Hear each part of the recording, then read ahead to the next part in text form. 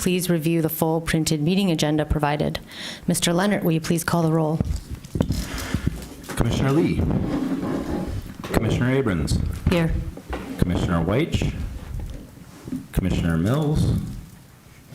Commissioner Hammerschmidt. Here. Commissioner Dish. Here. Commissioner Sauvé. Here. Commissioner Clark. Commissioner Weatherby. Here. We have 5 members for a quorum. We need 6 members to act on a plan. I do anticipate Commissioner Clark should be arriving, so I would recommend we proceed, and hopefully she will arrive soon. Thank you, Mr. Leonard. We now move on to number 3, approval of the agenda. May I please have a motion to approve the agenda? Moved by Commissioner Weatherby, seconded by Councilmember Dish. All those in favor of the motion, please say aye. Aye. Any opposed? The motion carries. Item 4, minutes of the previous meeting. May I have a motion to approve the minutes of the September 19th meeting? Moved by Commissioner Hammerschmidt, seconded by Commissioner Weatherby. Any discussion of the minutes? All those in favor of the motion, please say aye. Aye. Any opposed? The motion carries. Item 5, reports to the Planning Commission and written communications. Councilmember Dish, do you have anything to report? Yes, I can report that whereas last evening's council meeting consisted mostly of consent agenda items, one of those was an item to fund the comp plan. Terrific. Thank you. Mr. Leonard, do you have anything to report? A few quick items. Speaking of the comprehensive plan, the consultant team will be joining the Planning Commission at your October 11th work session to provide an overview of the process ahead, some first dialogue with the Planning Commission, and a report out on some of the stakeholder interviews that have occurred thus far. We also have, pursuant to City Council direction on considering some additional TC1 corridors on October 12th. We will have the first community participation meeting. This will be held at Brierwood Library at 6:30 p.m., I believe. Double check that time on our website, anybody listening. That will be an opportunity to discuss a proposed TC1 zoning for the Plymouth Road corridor. I'm still in the process of scheduling a similar meeting for the Washtenaw Avenue corridor. Having a little bit more challenge finding that space, but should get that wrapped up and share that with you soon. And then I'll maybe leave one of the commissioners who participated in our comprehensive plan subcommittee meeting early this week for an update in that regard. Thank you. So, commissioner officers or committee liaisons have anything to report? Commissioner Sauvé. We're just doing a little thumb war over here to figure out who's doing it. So comprehensive plan subcommittee met yesterday to understand current applications to the steering committee and how to decide and choose. Right now, as we understand it, we have a handful, but we're looking for even more applications to the steering committee, and so we are extending the application until October 16th. The current posted deadline is October 6th. So please tell all of your networks that we want a wide and diverse participation in our steering committee. Thank you. I can report that the Ordinance Revisions Committee met last week, and we discussed ordinance revisions around drive-through lanes, and the commission can expect something to come before them soonish regarding that. I don't have a date certain. Any other reports? Okay.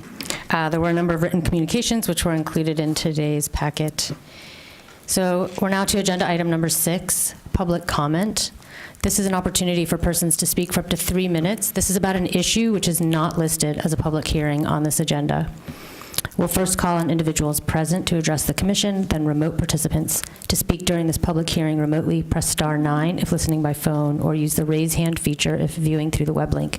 For phone access, call 877-853-5247 and enter meeting ID 977-6634-1226. City staff will select callers who've raised their hand using the last 3 digits of their phone number, or by name if available for those accessing through the web link. You'll hear an automated announcement that the host is allowing you to speak. When speaking, please move to a quiet area and mute television or background sounds so we may hear you clearly. For either method of participation, please state your name and address at the beginning of your comments. Is there anyone present that would like to speak at this time? Seeing no one, we will move to Zoom. Is there anyone that would like to address the commission remotely? Mr. Leonard. No hands raised.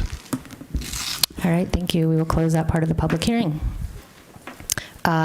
Next, item number 7, public hearings for the next business meeting. Mr. Leonard. We have 2 public hearings scheduled for the Tuesday, October 17th Planning Commission meeting.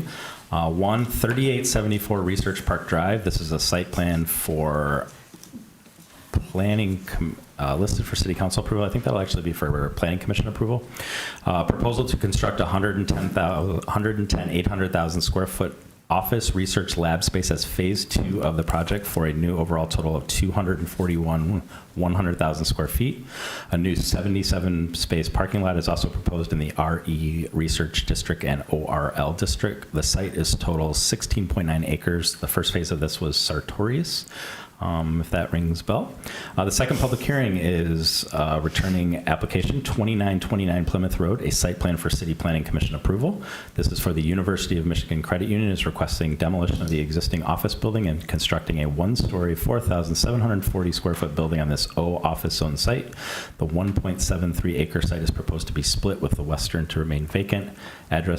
Access is proposed off of Plymouth Road and Prairie Street, accessing 22 parking spaces. Addresses include 2929 and 2935 Plymouth Road. This petition returns without the corresponding drive-through that was proposed in a previous iteration of this plan.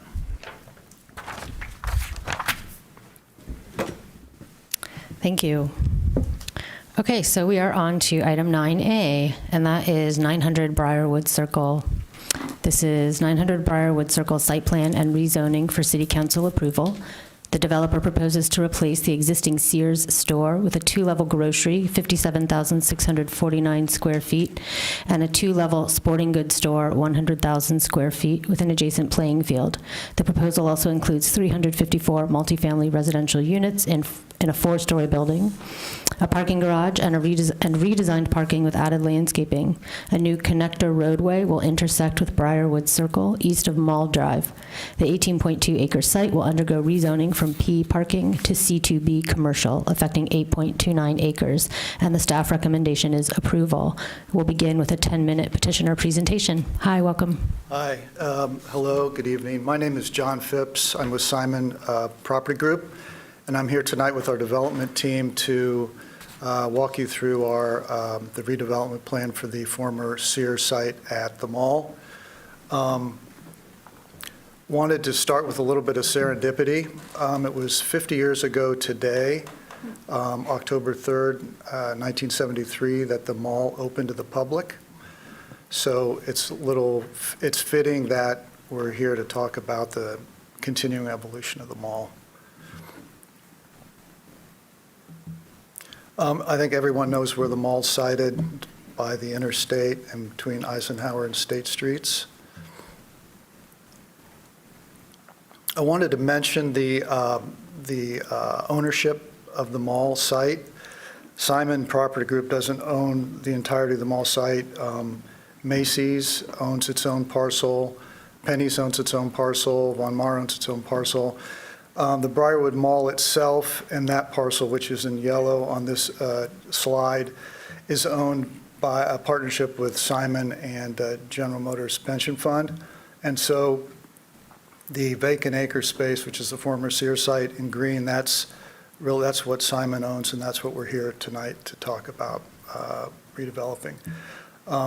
Current zoning is parking and C2B designations. And we are proposing changing 8.29 acres of parking to the C2P designation, and that area is outlined. It's in the hatched area. There's a couple spots there. We have one site plan application, and we've bifurcated it into 2 sites: Site A, Site B. Site A will be the large format retail and the grocery store, and that will be developed by Simon. And Site B is the residential site, and that will be developed in a partnership between Simon and Hines. Obviously, we have to demolish the anchor store for the redevelopment. That shows the demolition area of the store.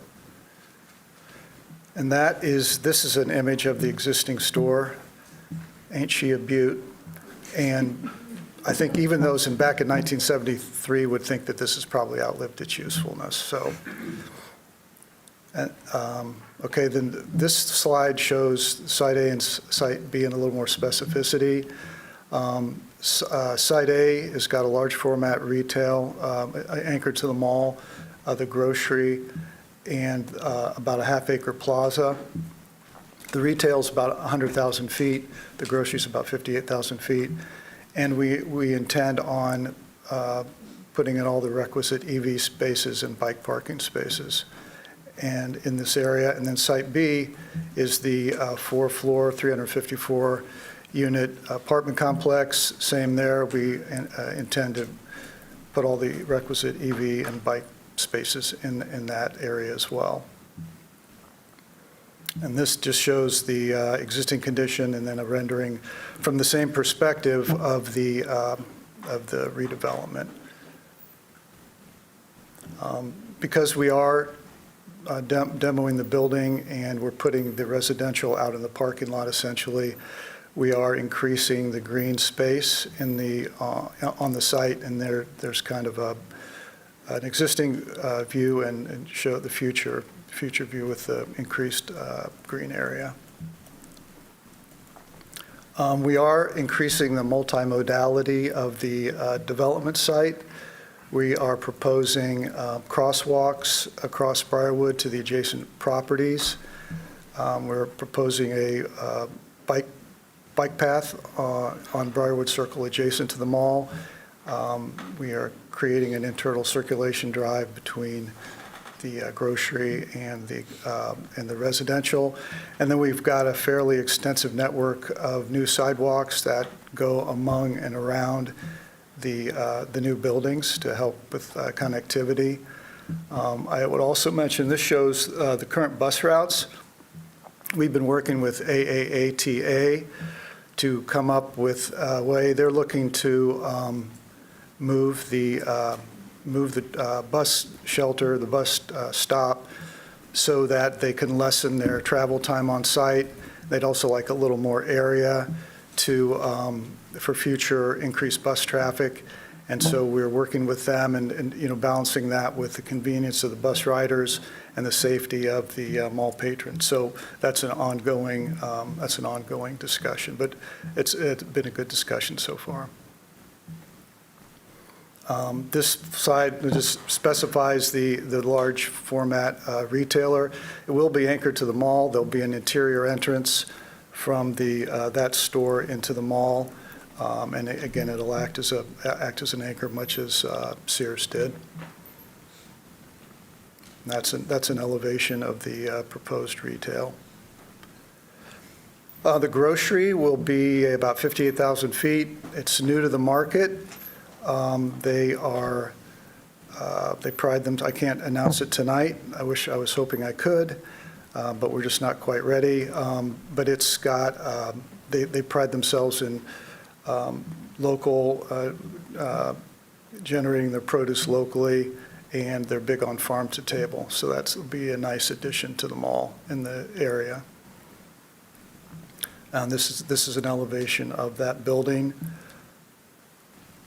And then we're also creating a green space, which will serve as a transition from inside the mall. This green space will also have an entrance from the mall interior out into this green space. It's about a half acre. We're trying to make that a community gathering place. We'll activate it, program it, and then when it's not being active like that, it'll be a static place where there'll be seating. People can come and sit, have a coffee, work on their laptops, whatever. And then that is a concept rendering of the green space. And with that, I'm going to turn it over to Brad Soderwall with Hines, so he's going to talk to you a little bit about the residential component. And there he is. Here I am. Thank you, John, and good evening, everyone. I'm Brad Soderwall with Hines, here to talk a little in more detail on the residential opportunity. What's shown on this slide, it's about 6 acres out of the 8.9 that's being rezoned, and it represents about 350 market rate apartments, and it is a 4-story wood frame construction. And I think maybe on the next slide we've got some more detail on the green space. What I think you can pick up in this slide more than some of the past, we do have 2 interior courtyard spaces that will be green and offer amenities to our residents. We're really excited to just flip back. We're really excited with this opportunity to really create a sense of community and the mixed-use nature of the location of this project. Being so close to 1 million square feet of retail with a new grocer and the new large format retailer to us is just a terrific way to embrace walkability, to have everything so close at your fingertips as a resident here. And I know the community is looking for additional multifamily units, and I think this is a great addition to the community, so we're excited to be here presenting today. I want to point out we do have a parking garage that is actually embedded inside, so we call this a wrap project. So we've got the parking garage hidden, which is nice. You won't see the parking structure that's there to support our residents. And then you can see we've got some walking paths and bike paths. We've got good opportunity for bike parking as well around and inside the building. So maybe go to the next slide. Matt, thank you. So here's just some initial conceptual renderings. We're at this point at the schematic design phase. We just completed that. We have Gensler here with us, who is our design architect. And so we are actively working on on advancing the design. This is a couple of the elevations. Obviously, it's a large building, a pretty big footprint, about 150,000 square feet. And so taking great care to create some character and some dynamism to the outside of the building so it doesn't look so monolithic. So Gensler, I think, is doing a great job as we develop it to really kind of push and pull the facade of the building just so that it creates some of that visual relief. I think that means my time is up. Finish here with a great rendering and view once the projects are completed with the residential on the left, and you can see the grocer there on the right side. Thank you very much. Thank you. We'll now move to staff presentation. Mr. Kowalski.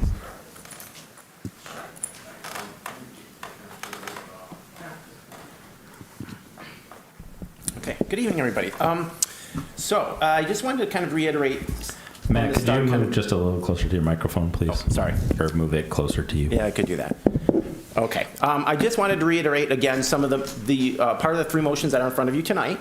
Of course, there's a motion for the rezoning, which obviously would go to City Council for final approval. There's a motion for the site plan, and there is a separate motion for a landscape modification. So the landscape modification is approved by Planning Commission. So if approved here tonight, it goes forward. That's obviously would stop here. The site plan with the rezoning would proceed to City Council.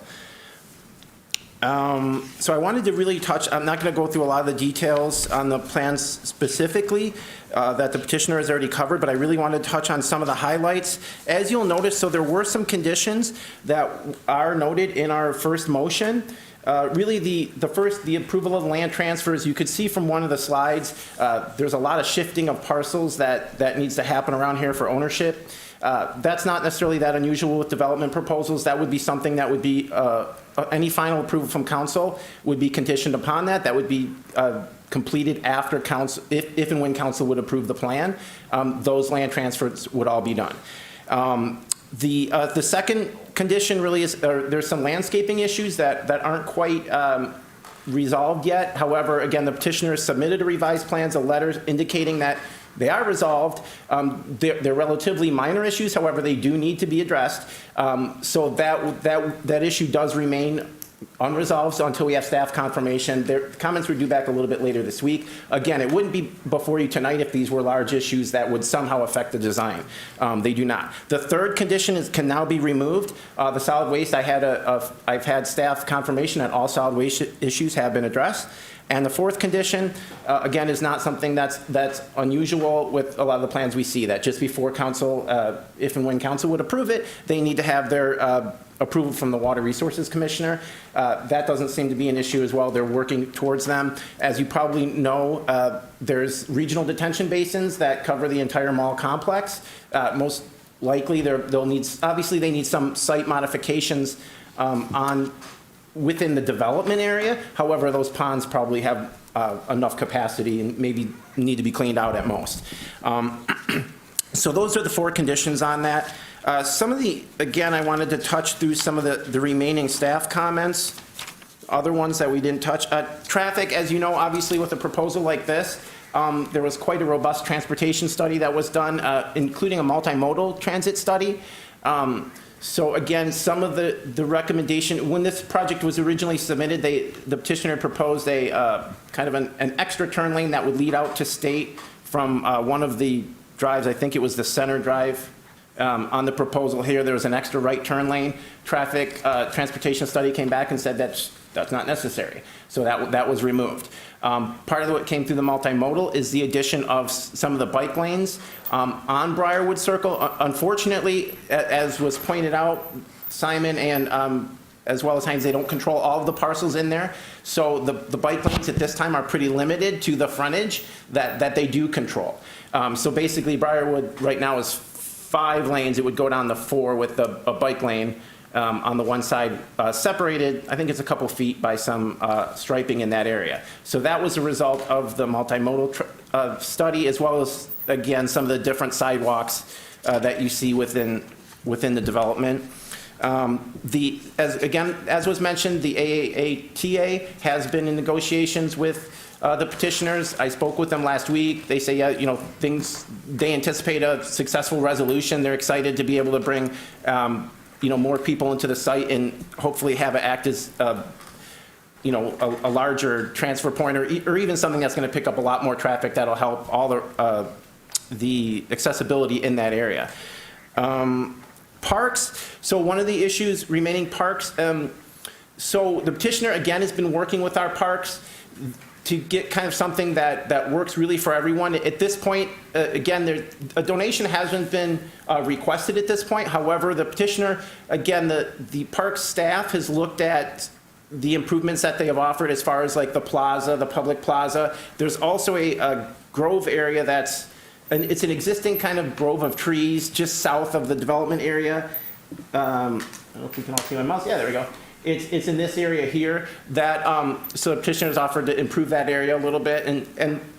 And parks, the main concern with parks was just kind of they wanted to help create a regional type destination in this area, something that all members of the public could really feel like they could use, not just necessarily residents or maybe customers. As far as, again, like the plaza, Parks was overall in favor of that, but some of the concerns that were noted, again, was helping to make it feel truly that it's welcoming to the public, that you don't necessarily have to buy something in order to use that.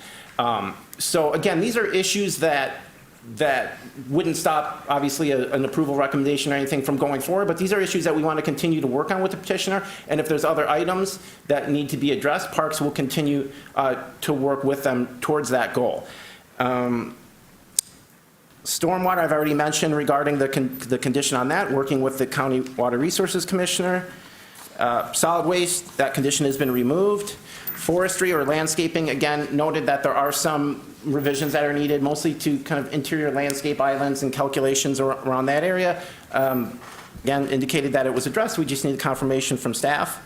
And so again, really, as planning staff, we looked at this. We've been working with the petitioner and the developer and their whole team for quite a while on this. And really the way that we looked at it, and again, I think the developers are looking at it as just one piece of a larger puzzle all of staff from the very beginning here has looked at this from transportation, parks, and again, obviously with planning, is saying, in general, this is something that we support, the way that this development is going, and we want this to be one piece of a larger puzzle that goes. So we've tried to phrase our comments in that way to help get it so that eventually when the rest of the mall, if and when, would redevelop like this would fit into that quite nicely, including like sidewalks.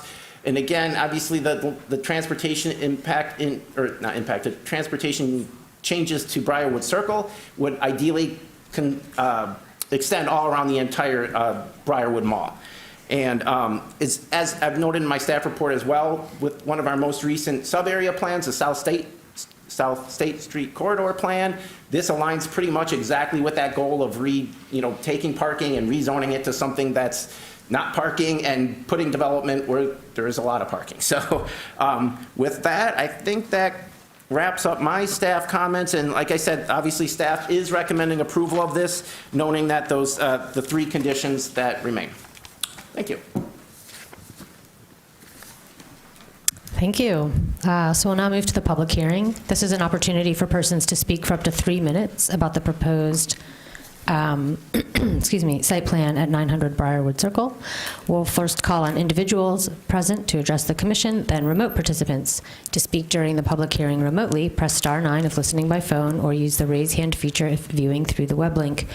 For phone access, call 877-853-5247 and enter meeting ID 977-6634-1226. City staff will select callers that have raised their hand using the last 3 digits of their phone number, or by name if available for those accessing through the web link.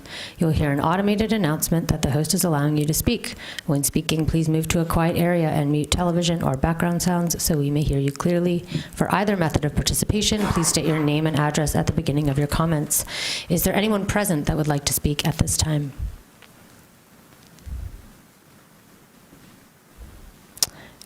Seeing no one, Mr. Leonard, is there anybody who would like to address the commission remotely? There are no hands raised desiring to address the planning commission at this time. All right, then. I will read the motion. I'm going to read the 3 motions, and we're going to take them together unless there's anybody opposed to that. Okay, that's the plan. And just to confirm, Mr. Leonard and Mr. Kowalski, I'm going to read the first motion with only 3 conditional statements. Yep, you can remove condition. Okay. All right. The Ann Arbor City Planning Commission recommends that the mayor and city council approve the 900 Brierwood site plan and development agreement conditioned upon 1, approval of land transfer with the adjacent Macy's parcel, 700 Brierwood, 2, approval of landscaping issues identified in review dated 9/18/2023, and 3, approval from the Washtenaw County Water Resources Commission. The second motion reads, the Ann Arbor City Planning Commission recommends that the mayor and city council approve the 900 Brierwood rezoning from P parking to C2B commercial. And the third motion reads, the Ann Arbor City Planning Commission approves the 900 Brierwood site plan landscape modification that removes the infiltration landscape island requirement because the soils at the subject location will not infiltrate. Moved by Commissioner Sauvé, seconded by Councilmember Dish. We are in discussion. Is there anybody who would like to begin our conversation?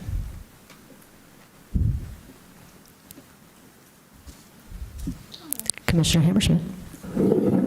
Thank you.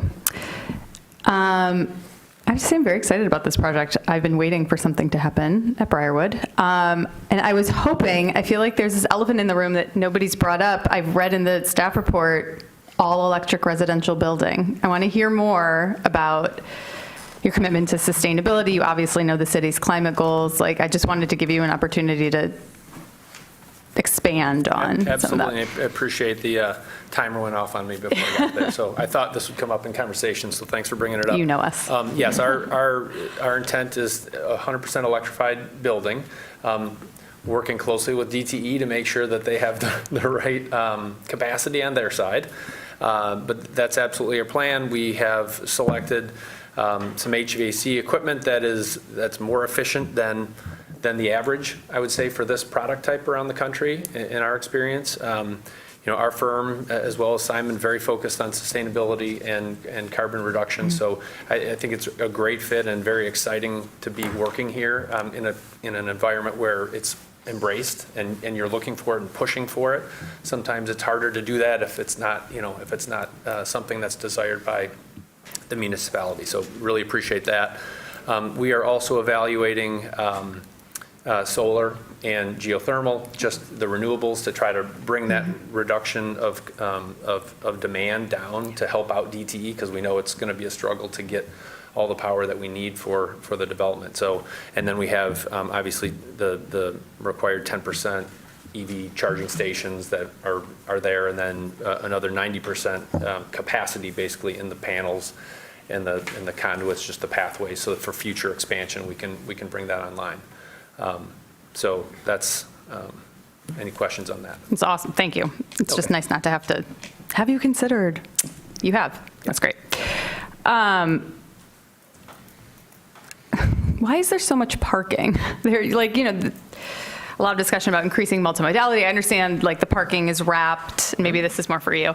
There's still so much parking, and I know there's so much parking already at Briarwood. And so question, parking. On Site A. On Site A, okay, yeah. So that's a John question. Yeah. A requirement of the grocery store, they needed 350 parking spaces. That was their requisite number. There's 354, and that includes the EVs and handicap EVs, but the total is 350. So that was our parameter. Really, the entire site plan has been driven by the footprint of the grocery store. So that's really the reason for those spaces. Okay. I'm super excited that there's a grocery store coming in. I'm glad you have somebody identified. I'm dying to know who it is. You can tell me after, right? Okay. That's just so much parking when we know the rest, there's so much parking that exists already. And that was really interesting. I had no idea that Macy's owned their own parcel. I sort of just assumed Simon owned everything. It's a Simon property.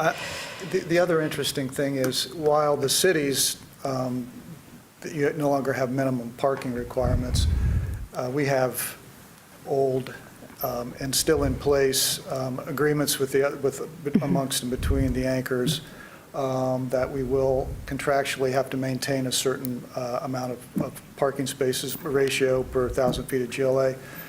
We actually, in the process of this, got everyone to reduce that total. So it benefits us because we can do this development. In the future, it'll benefit them when they go to redevelop. They'll contractual anyway. They'll have a lesser requirement for that. Okay.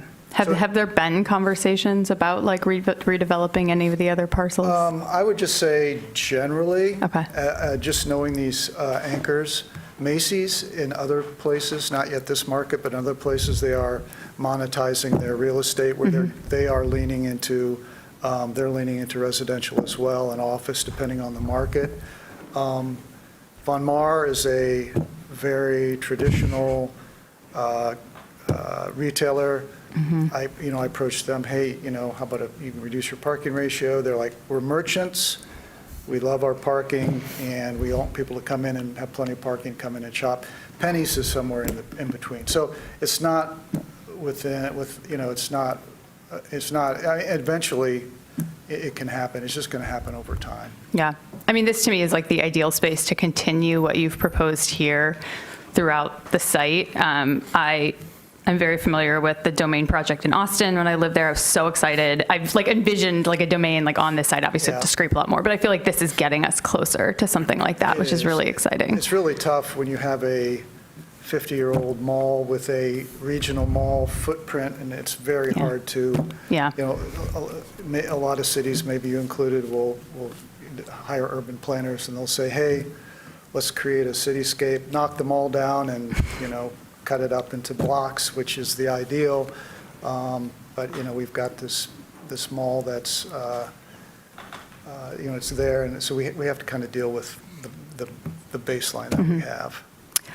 What do you think it would take to expand the bike lane off of your property to, like, would the other, I assume the other property owners would have to want to? Right, I mean, that's the problem, is that there's 22 property owners around the Ring Road in addition to the owners on the mall site, and we we need consent and approval, and we can't guarantee that. Keep pushing. I guess the last thing I'll say for now, I think I mean, I liked the rendering of your plaza area. I feel like the mall already feels public. Like, I've never felt like I have to go buy something just to, like, I've taken my kids to the mall before just to play in that little play area. So, like, I mean, Splash would be cool if you want to do that. But otherwise, like, I'm a little confused by Park's comments, because I feel like that will sort of inherently still feel like a public space. Yeah, I mean, eventually, not part of this project, but when we take the Sears building down, that'll leave a wall of the mall that right now is, but the mall owner, of which we are part, is, with this in mind, is considering, creating outward-facing spaces, so you could have patios and other things out in, which would further activate the plaza. And we've done these green spaces other places, and they're well-received. I don't know if you noticed, but we tried to put up University of Michigan. Yeah. We'll get a little credit for that, although. I saw the football. It didn't connect in my mind. We probably couldn't license that, but, I mean, a big video screen on that wall would be cool. You could have movie night. I mean, you could just do a lot of different things. Yeah. We just built one of these in Buckhead, a suburb of Atlanta, and they've got a cornhole league where they come and do that, and just, a lot of different things. Yeah, I mean, malls turning into more regional destinations, I think, is sort of the direction that they should be going. Like, I can see this being that with this partial redevelopment, and then, like, even looking more forward. So, thank you. That's all I have. Mr. Leonard? Can I ask a follow-up question on that plaza space? One of the things that the mall does now is it's always being creative and trying to think about the use of that parking lot even in its current configuration. Do you envision some of that sort of programming that happens now in the parking lot being focused more into that plaza, or do you think both, or that will continue in sort of the parking areas, or don't know? Yeah, I don't know at this point, but this opens up more opportunities, where somebody might not want to have a program. Yoga in the plaza would be better than yoga in the parking lot, so. Thanks. Commissioner Weatherby? So 5 years ago, I was on Planning Commission, and we voted for a magic carpet rug tent in the parking lot. And at that time, I think we all were envisioning, wouldn't it be great if there were housing and grocery stores and bike parking? And so it's very exciting to see that there actually is something like that. I have a couple comments, but in general, super exciting to see this. It is hopefully step one of a new vision for the mall area. One thing that I did notice is there is a lot of car parking and not very much bike parking. And one of the things, if you talk about it being a multimodal space, it is a super easy straight shot down from downtown, down State Street. There are bike paths, electric bikes, e-bikes are going to make this a, 4-minute trip or 5-minute trip. It is very quick, and it just seems like there's maybe a little bit of a disconnect there of, hey, we want lots of parking, and again, you have lots of ownership, but there doesn't seem to be a lot of bike parking relative to kind of who might come in, because people do grocery shop on bikes, and more, especially with e-bikes. There's a slide, I don't know if, Matt, you can find it, but we are adding, to the redevelopment area, I think we're adding a lot of bike racks and a lot of parking space. I mean, what I consider a lot, you may not consider a lot. So, yeah, we've got, oh, you passed it. Sorry, I think I passed it. Oh, had one job. I think it's the next one. No, I think it's the next one. There's blue There you go. There we go. That's The better. blue squares. Okay, there we go. Yeah, you can see I think on one of the slides. Oh, you want the numbers. Yeah, we've got on another slide, it's numbered. One more. Oh, here we go. Maybe Matt? I mean, Mr. Kowalski. So we've got, is this for, what is this Oh, for? sorry, back. Okay. There we go. 56, so that's 28 So we- covered, 28. Okay, we have 28 covered, 28 uncovered bike spaces in Site A, and then what about Site B? Site B's got 72, 38 spaces covered, 36 Yeah. uncovered. And I know you have what the requirement is. Okay. Oh, so you're just saying, hey, I'm saying, hey, got it. things are changing, and they're changing quickly, and if you are going to be really promoting that sort of thing, then especially in the retail, especially in the residential, 36 Class A spaces for the residential is not a lot.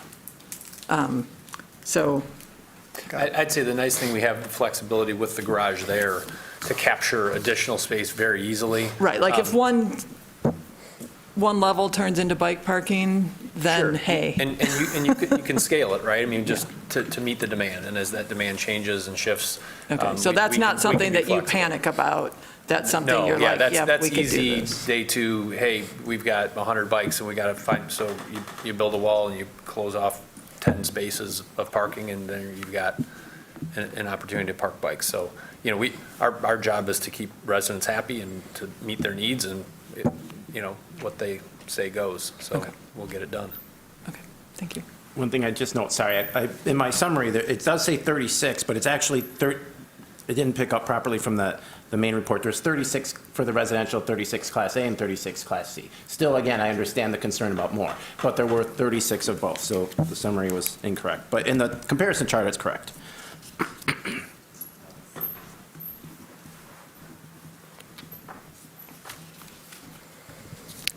Commissioner Weatherby, did you have more comments? No, you're done. Okay. Anybody else? Commissioner Sauvé. I'll kind of reiterate, this is great to see. This is great progress on this site. So maybe just out of curiosity, a couple things. Infiltration-wise, I'm assuming, it's clay or just the soils that we can't. For the grocer parking, would they be amenable to covered parking if you plan for foundations for buildings above in the future?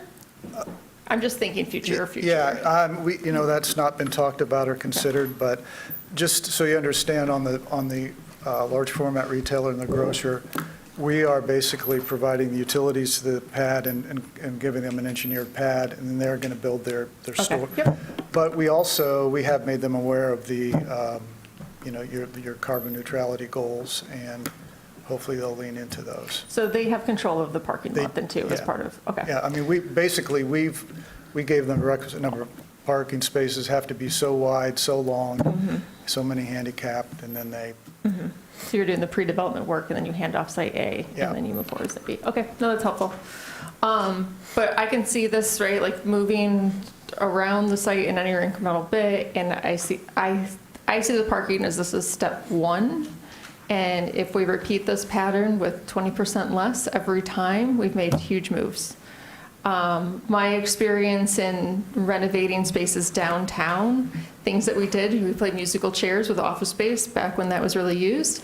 But this was a threshold that we actually saw some offices move to do temporary leases while they moved out of their downtown spaces. And so this really is a sweet spot threshold that people believe that they can access downtown, reach amenities, and still feel connected to the city. So it's great to see more places to live and, gather in this place, which I can see as being a really great launching point, not just for a park and ride for the bus AADA, but for actual just moving through the city in different ways, which is great.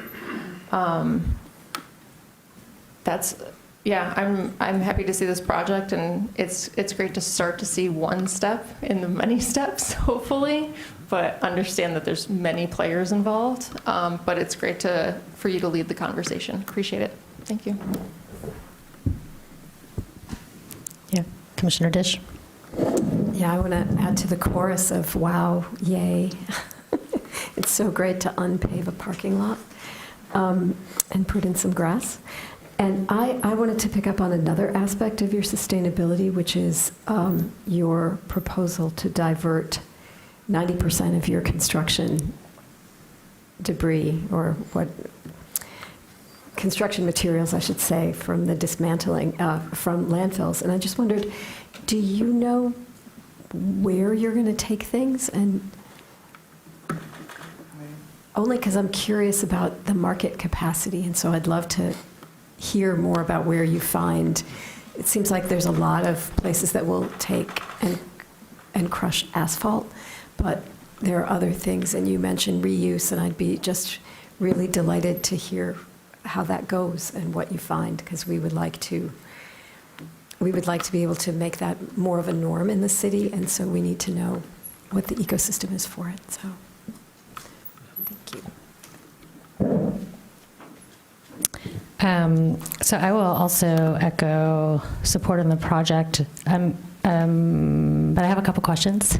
So I noticed in the report from the citizen or resident participation meeting that there was a question about affordable units, and maybe a response that indicated, I think the quote is, "We will have some affordable units." And I just wondered if you could provide any detail on that, because I don't see anything about that anywhere else in the Yes, report. I can address that. We had planned initially at the beginning for 3% of the units to be attainable. As we kind of moved through the process and had some meetings with folks from the city, including Housing Authority, knowing that we were really trying to push the envelope on sustainable opportunities. The market rate, the need for market rate housing in Ann Arbor, we were told was really a greater priority than the attainable piece.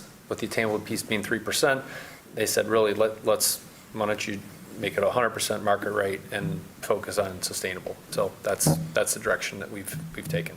Okay, so currently all 354 units are market rate. Okay. Correct. And then moving to sustainability, can you say a little bit more about where you are in terms of exploring geothermal and solar? Yep, we have third-party consultants that we're working with, just doing the technical analysis and understanding, what's the load requirements for the property, what kind of loads can we get from solar,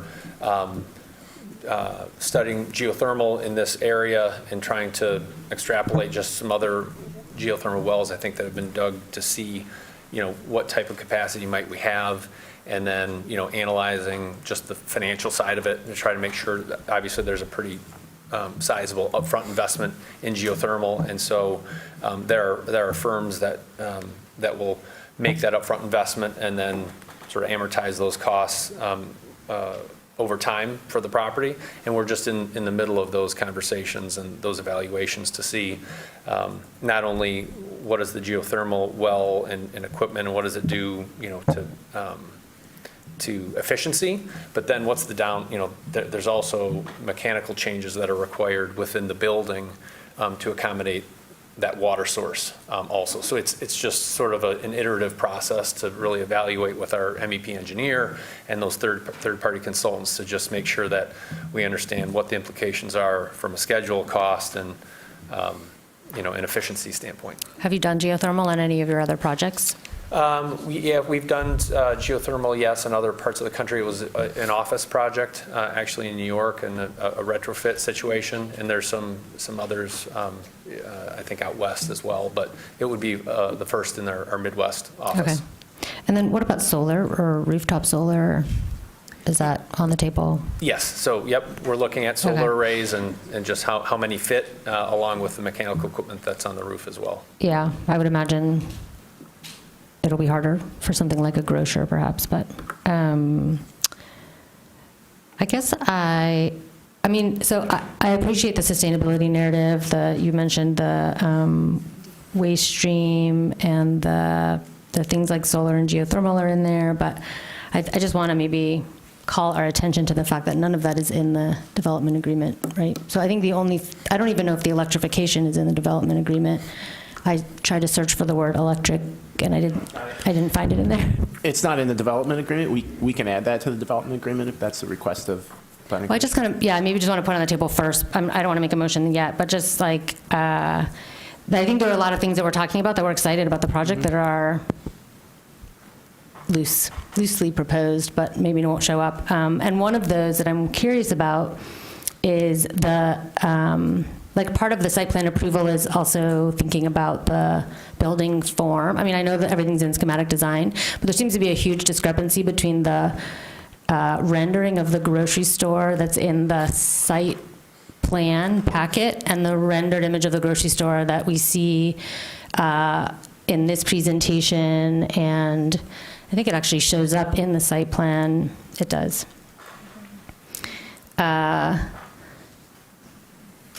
So there's one that in the site plan, official site plan documents, we see existing and proposed prospective site view. It's also the one that shows up in this presentation. It's the kind of one, the before and after. And in that, the grocery store looks totally different than it does in the, later in the site plan, which is, actually, it might even look different than this one.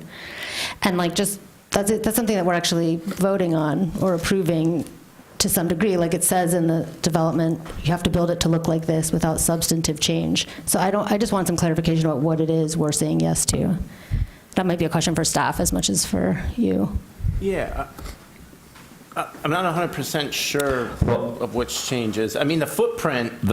What's included in the site plan is, that's your petition. So any renderings that are being shown in this PowerPoint are, if they're distinct or different, they wouldn't be part of that site plan package that you are. What if there are two renderings in the site plan that are different? We should probably clean that up then. Can I mean, I can call everyone's attention to, I mean, it's page 8 of the PDF versus page 60. Wait, maybe not 8, sorry. 4 and 60. Page. Oh, maybe my page, sorry, 23. Yeah, 25 is the rendering, sorry, 23 is the elevation. I bring it up just because one is like much nicer than the other. I mean, the renderings are concept plans. I would say for the elevations, at least speaking for the large format retailer and the grocer, those are their elevations that they plan on building. And I know for the elevations, you're through schematic design, or do these renderings represent schematic design, I think?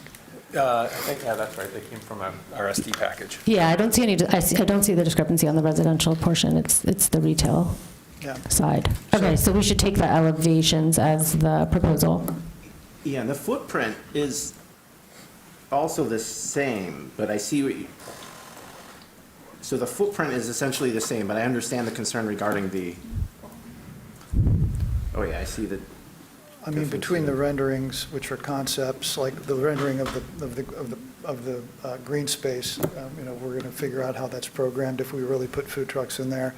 But the elevations, the markets, it's a two-level building in the sense that they have a mezzanine upstairs where they have a wine bar and they have actually windows looking out over to the green space. Pretty cool if you want to go have a glass of wine at a grocery. And then, I think people do these days, yeah. And then, the large format retailer, it's two-level, and that is the elevation. Mm-hmm. So the concept renderings might be a little bit, might take a little bit of liberty. That's a renderer's, stylistic interpretation. Yeah, no, I get it.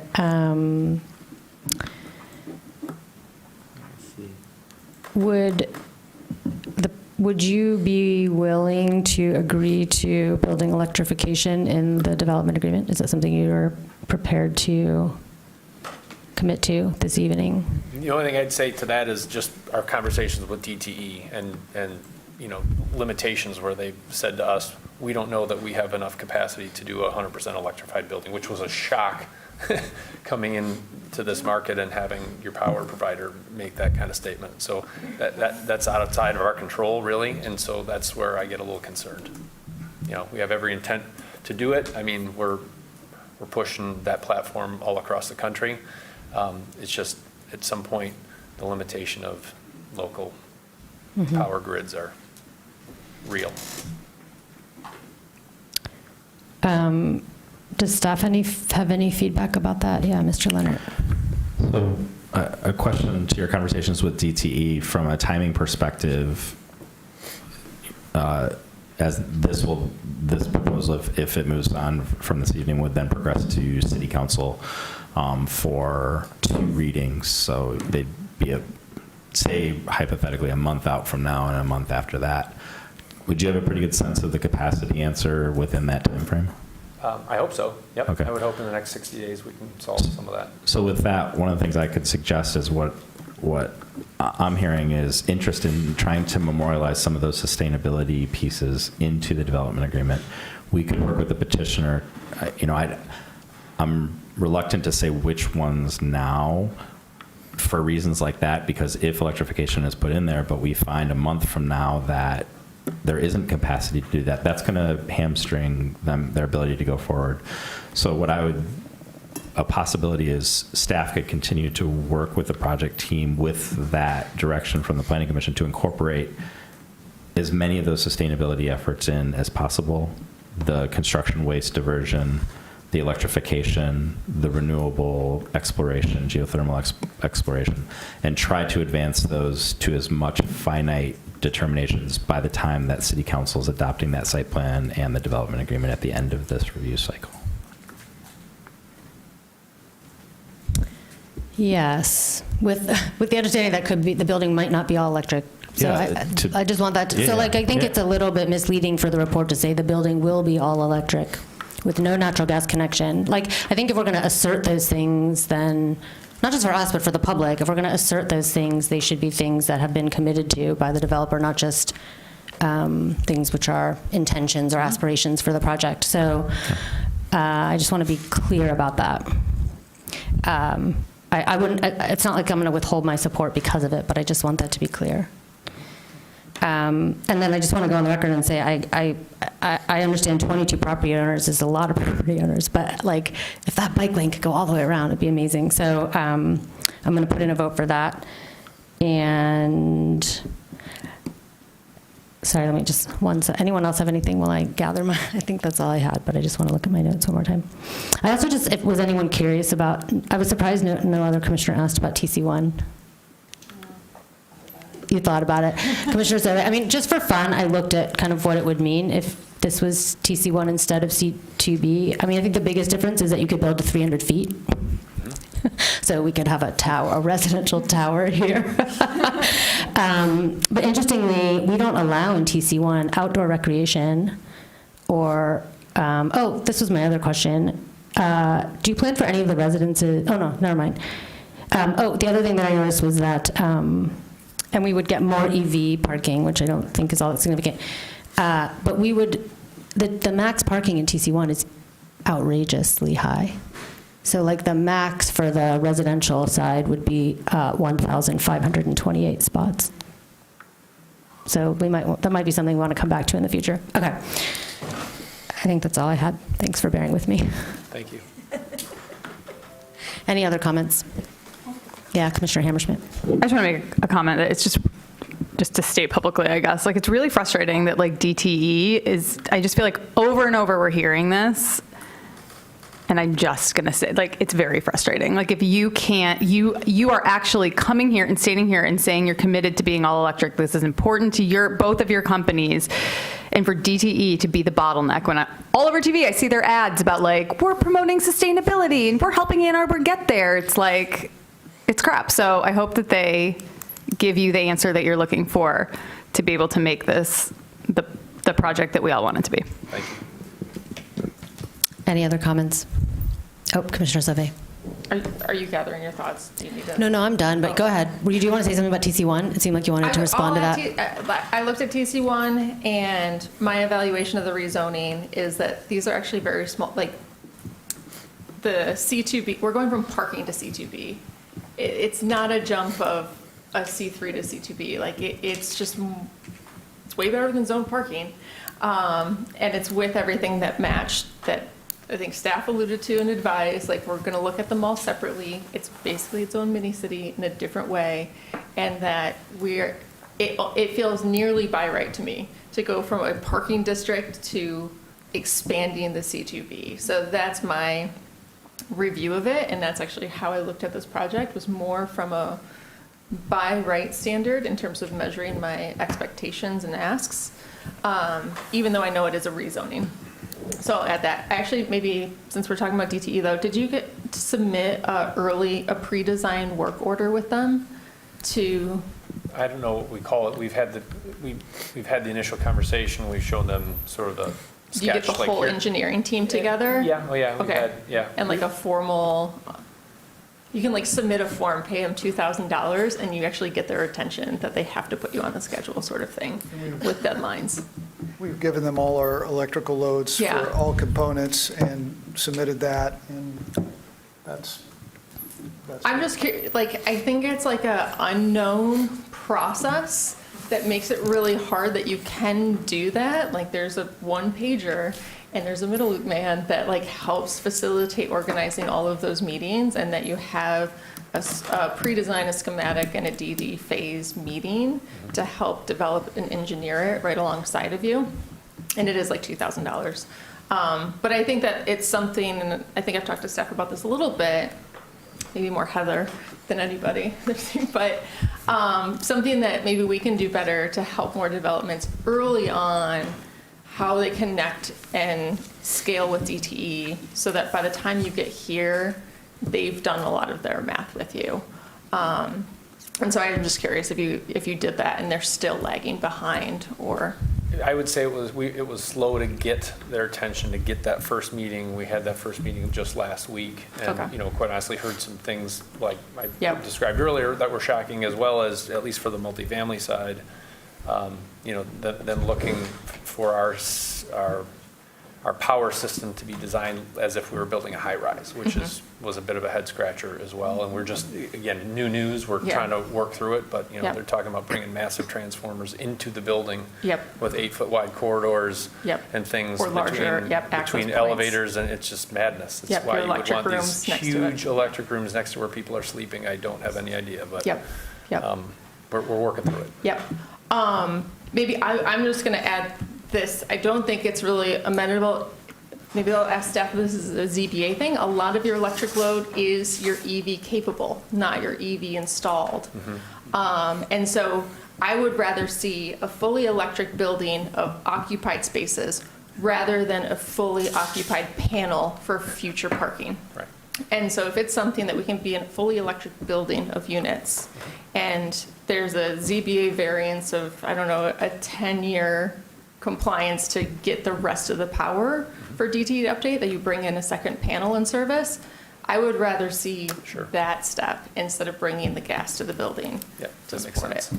So would that be like a ZBA, like how, or if, I don't think that would be a very good ZBA, because you'd be rendering a decision on a property that was dependent on somebody else doing something. okay, I would suggest if that's a concern, we need to revisit our EV parking standards. yeah, I'm all for that, but I keep saying that. But, so, If yeah. I can just, actually, I can add to that, because I did have a conversation with one of our EV people in the the Office of Sustainability, and kind of expressed that concerns I heard from this petitioner, as well as for the village project that we saw a couple weeks ago or so.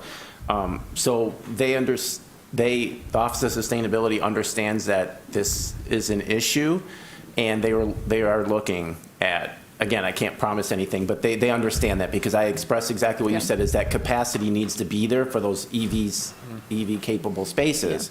And if they're not ever going to be installed in 10 years. Yeah. So anyway, just to add to that, Yeah. they're aware that it is an issue, but I'm not sure of the timeline on that. Yeah, And there's diversity as well, right? So a charging station doesn't mean that that's available, like, I plug in and I'm, right? You can, For what the there's power software draw. and technology is changing all the time. So I think Yep. you could take that 90% and you can rationalize a reasonable amount of diversity on that, just to bring the overall load down on it, so that it doesn't hamstring the initial upfront, design. So so maybe a tip would be design your secondary service for the parking and your primary service for the residential. And if you Well, need that DT says we get secondary. one service only. Well, So, yeah, somehow, if it needs to be gas powered, we should gas power those EV panels so that when you can untap it and plug in more electric, it's an easy transition sort of thing. Like, we have conflicts in our goals right now, and I think the hardest thing is seeing what could happen. The worst case scenario is we put in full electrification into this project. It's unachievable, and so you're either coming back and spending more time reapproving this project, if it gets approved. We're coming back and reapproving this project, delaying more housing in our community for the sake of electric vehicles that aren't yet on the road. And so And I think I've said my piece in my agenda for new proposed business, but. Not to further complicate, but Simon across the country is putting level 3 EV chargers in because it's more in keeping with the shopping trip or going to the, shopping, going to a restaurant, whatever. And so, which obviously require more power than the trickle chargers, the level 2, which really, where they might work overnight, just like I have a charger at my house, works overnight, but, so that residential would work, but for the retail and, it's EVs or level 3 is the way to go. Are you, and how much, 22 property owners, how many power services, now I'm just curious, how many power services do you have to the mall?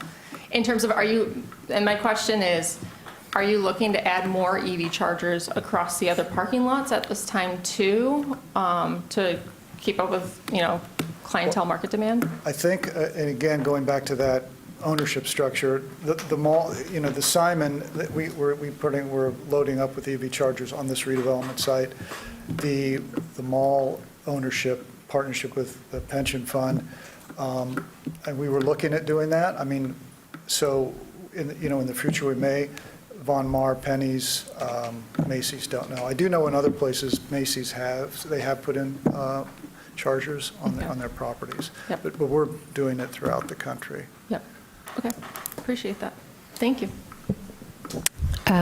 Before we vote, do we need to change anything to include this kind of provisional idea about the supplemental regulations vis-a-vis sustainability? Or can that be an informal? I don't feel like there needs to be a change to the motion. The instruction that I'm going to take from this conversation is, and I just want to be clear with the petitioners, before we move forward with the city council, we're going to have a conversation with you about to what extent can we incorporate your sustainability provisions into the development agreement. That is just to set the stage that if those are included in there, they become requirements of the project. However, the development agreement is a contractual relationship between the city and the petitioner, so that would not necessarily necessitate a revision to the site plan. So another example of that is if they were to say, if they were to agree to full electrification of the commit to that for the residential building at this time, move forward, it turns out that that can't be realized, they would have to come back to city council, amend that development agreement to remove that provision. You would not see that again at the planning commission level, but that would create that, I think what Commissioner Sauvé is talking about, some process requirements if that couldn't be met. And so, but in short, I don't think we need a motion transmitting that to the project team and to Matt. We will work with them to see if we can advance some of those into the development agreement. This will progress then, though, to city council, and we may report to the city council that they were unwilling to do that, and we'll just be clear about that. Okay. I think we're ready for a vote then. That's me too. Let's start with Commissioner Dish. Yes. Commissioner Sauvé. Yes. Commissioner Clark. Yes. Commissioner Weatherby. Yes. Commissioner Abrams. Yes. Commissioner Hammerschmidt. Yes. The motions carry. Thank you. Thank you. Appreciate it. All right, we're moving on to item 9B on the agenda, 1655 Plymouth Road, Taco Bell. This is a planned unit development zoned parcel site plan for City Planning Commission approval. A proposal to demolish, wow, that's a lot of people. Okay, a proposal to demolish the existing structure, formerly Wendy's Restaurant, and construct an approximately 2,500 square foot Taco Bell restaurant with a single drive-through lane. Site access to remain off Plymouth Road and Osage Drive with 35 parking spaces located in front of the restaurant. It's a .98 acre site. The staff recommendation is approval with condition. We'll begin with petitioner presentation. You have 10 minutes. Thank you. Okay, sounds good. Just give me 1 minute. I'm going to pull up their PowerPoint too. Well, I'll just introduce ourselves because we're going to let the engineers take over the PowerPoint. But I'm Clint Lighters. I'm the owner of the proposed development. The landowner is in attendance as well.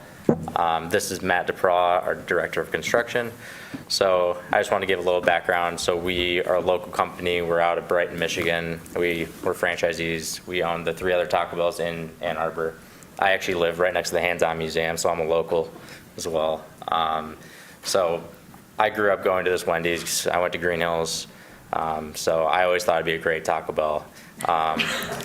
It shut down. I was super excited about it, and I've been going after this for 2 years.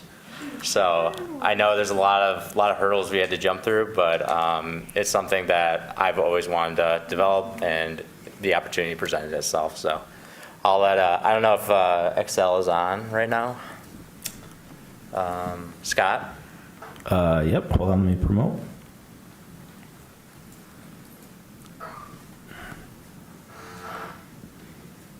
So we have Scott from Civil. They're both out of Wisconsin. And then we have John for any building questions today.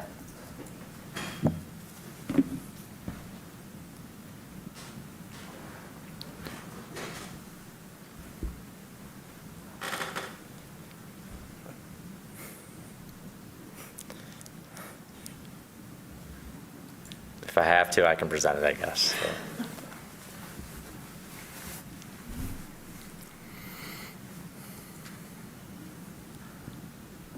I have a Scott R. and a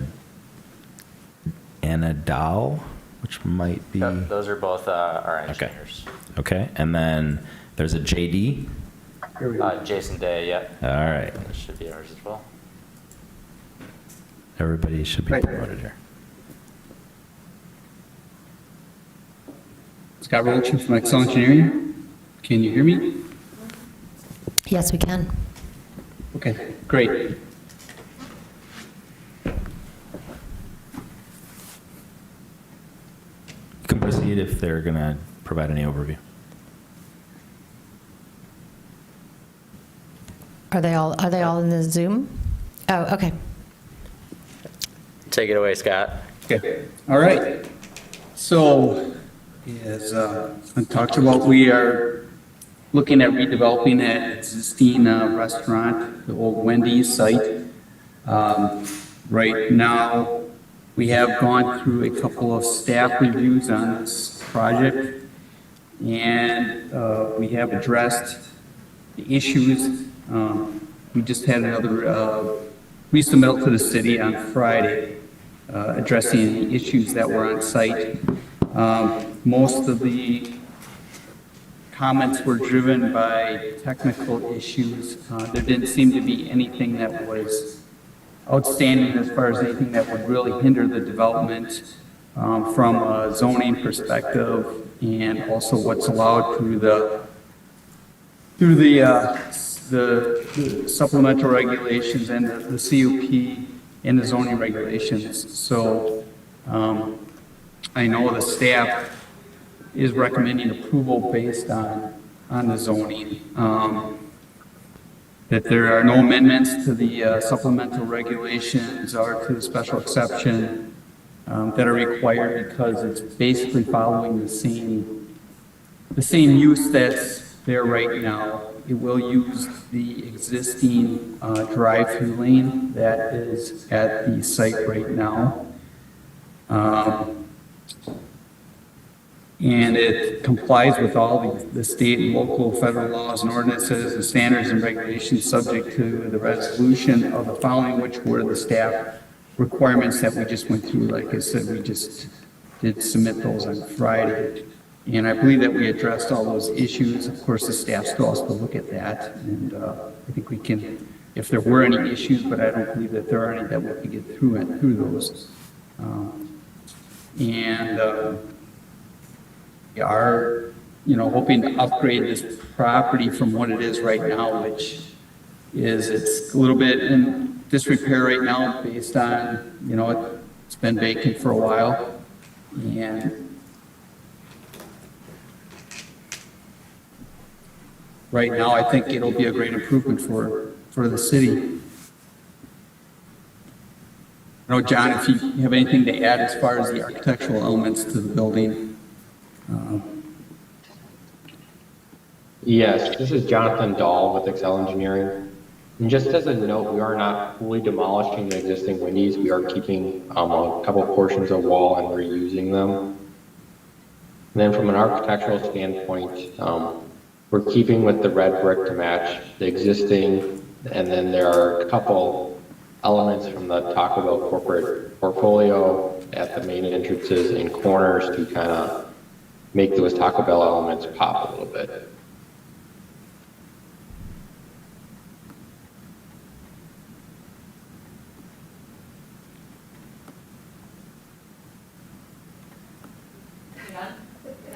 I guess so. So the plan said, or I don't know if it was staff review, said that we were going to demo the whole building, but we tried to keep 2 walls up because we thought that would grandfather in the special use permit. I'm not sure if that's still the case. That's how we developed the whole site.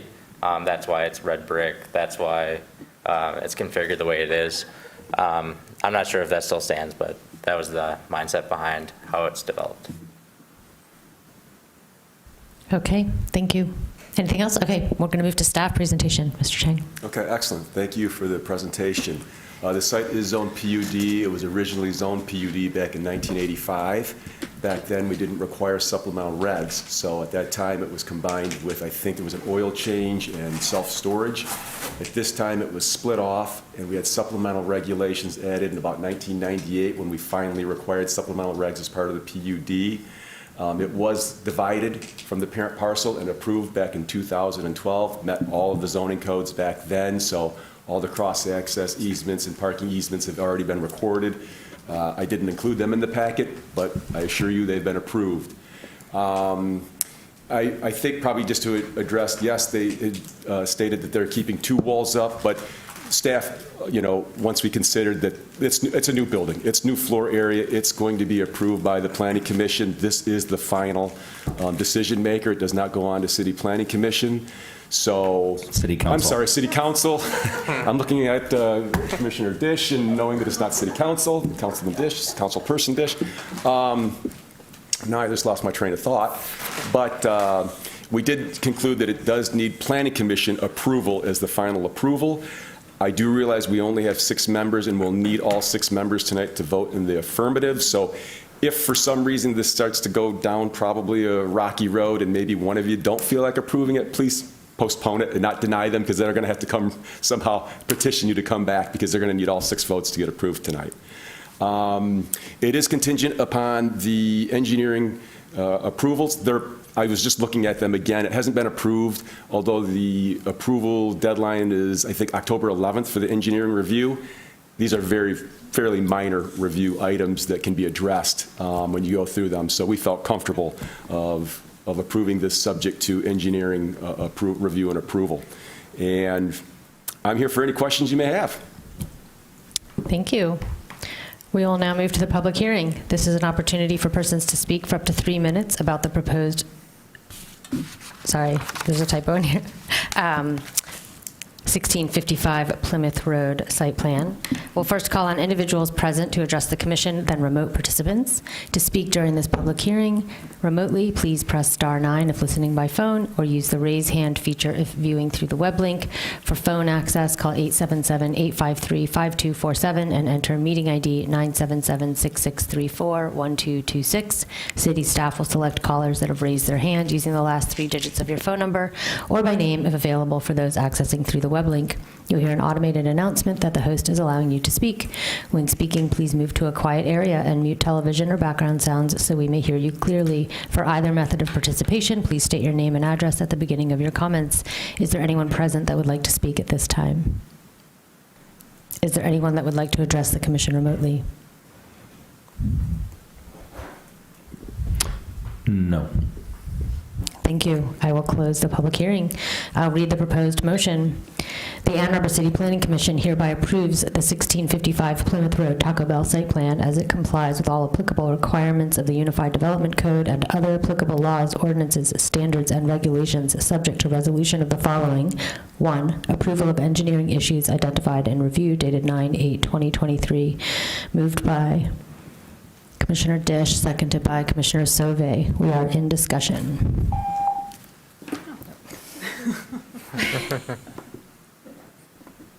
Commissioner Sauvé.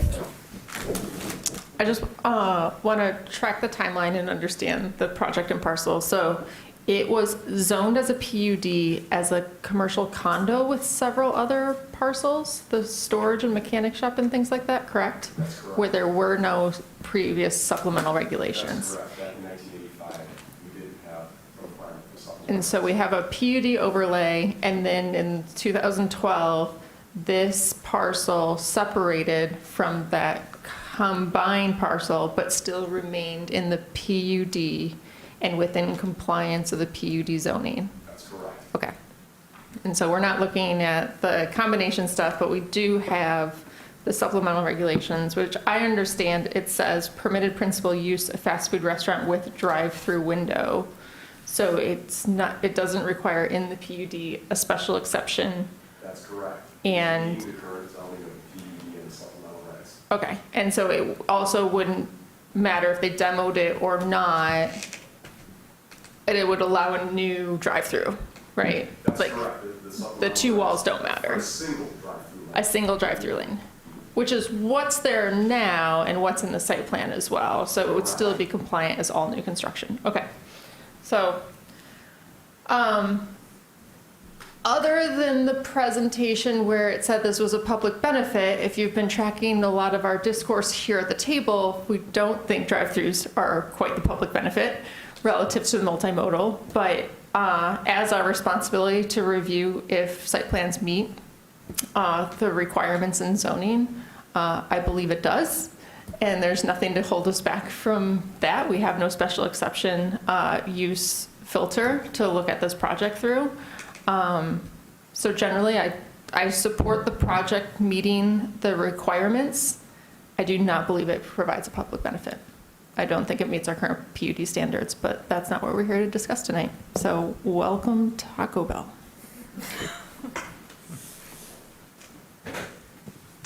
Commissioner Weatherby. So I have a not fond memory of this drive-through.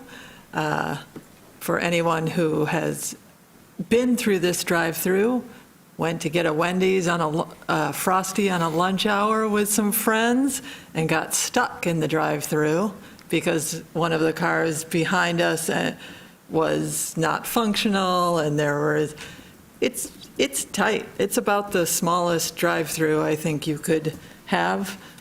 Just throwing that out there, that hopefully at some point this drive-through will cease to exist and it won't be a thing anymore. But I do want to say that I do think pickup windows, which is not how corporate looks at them. They look at them strictly as drive-through windows. But pickup windows have a certain interest. It's good for people with mobility issues. It's good if you have kids and dogs in the car and you don't want to get out. I'm just going to say they're not always terrible. We don't like them. They're very car-centric, and the fact that you can't come on a bicycle or you can't be a pedestrian and use that pickup window is really discriminatory in my opinion. I know there have been court cases about it, and I think that the drive-throughs have won, but maybe in the future we will have something.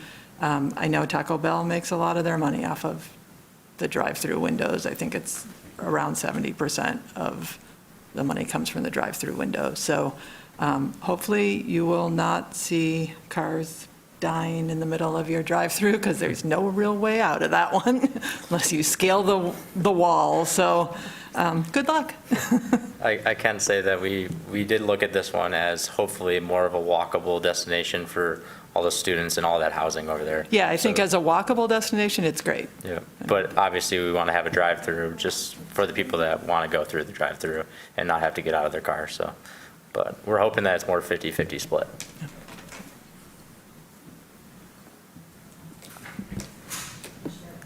Commissioner Hammerschmidt. Thanks.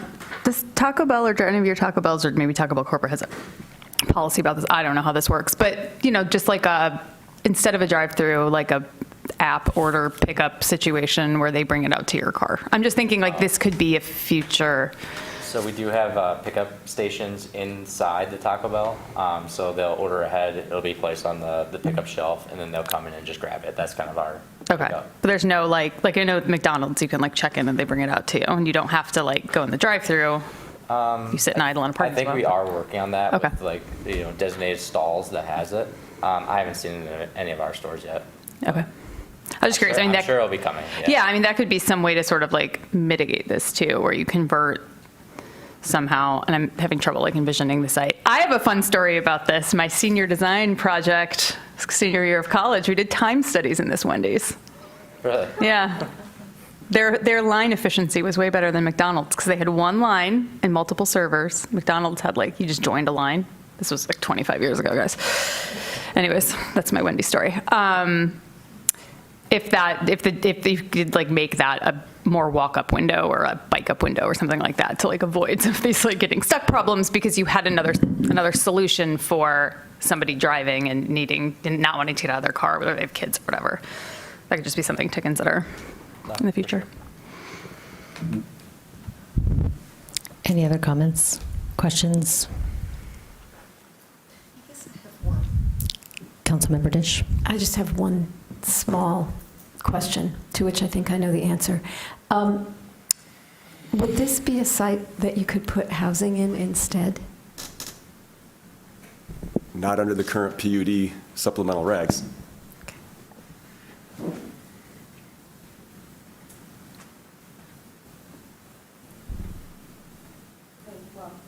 And there isn't any residential in this No. little mall. I mean, No. I go to this little mall and I didn't remember any. So yes, I get out of my car and eat in the Indian restaurant. But yeah, okay.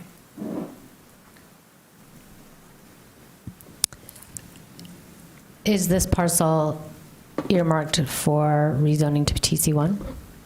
Yeah, I'll let Planning Manager Leonard address this, but the short answer is yes. This is in the proposed TC1 areas that the Planning Commission guided us and we are considering. Is the petitioner aware of that? We did see the MLive article that came out today, so. But you didn't receive notification from the city? That wouldn't have happened yet, I guess. No, we did not. Letters went out to all property owners, so. We're not the property owner. There you go. So letters went out to all property owners and postcards went out to all property owners and residents within 1,000 feet of the proposed area, so. I can share that letter with you as a business owner there as well. Okay.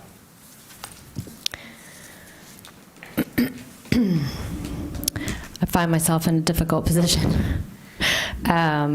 This is not typically the kind of project I would be super excited to support, which is maybe no surprise to you, particularly on a corridor that is about to be rezoned for mixed-use development in a location where I think a mixed-use project would make a lot of sense.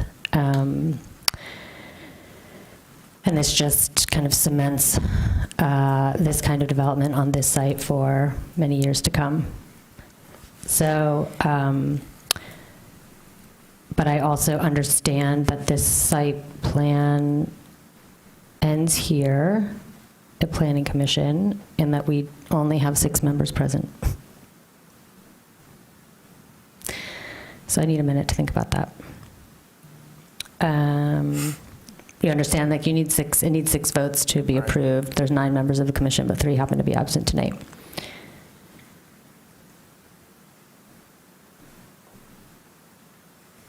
Nobody else has anything they want to say to fill the void, Commissioner Hammerschmidt? Mr. Chen, can you explain again, I'm sorry, the outstanding comments that we are still waiting on from engineering, the engineering issues? Yeah, I just kind of reviewed those before the meeting. They're fairly minor. They're items like, they're more addressing labeling issues on site. You know, so it's not an engineering issue per se that you'd say, oh, they've got to reinvent the wheel here. Okay. It's just more labeling items on the set of plans to satisfy our engineering department. Gotcha, okay. Okay. So I think the other thing that's sticky is that typically, I understand that it's essentially a by right development. It's meeting the zoning as it's currently zoned. You couldn't build housing on this site, even if that's what was proposed. But the fact that it's like right about to be rezoned. What's that? They could, but then they would bear the cost of doing that, right? So. I would just, it's definitely in a proposed area, but that is going to go through a legislative process. It's going to come to this board. It's going to go to the city council. So I can appreciate your perspective that in your eyes, it is likely to be rezoned soon. I would be remiss not to remind you that it's not yet. That process has an undeterminate outcome.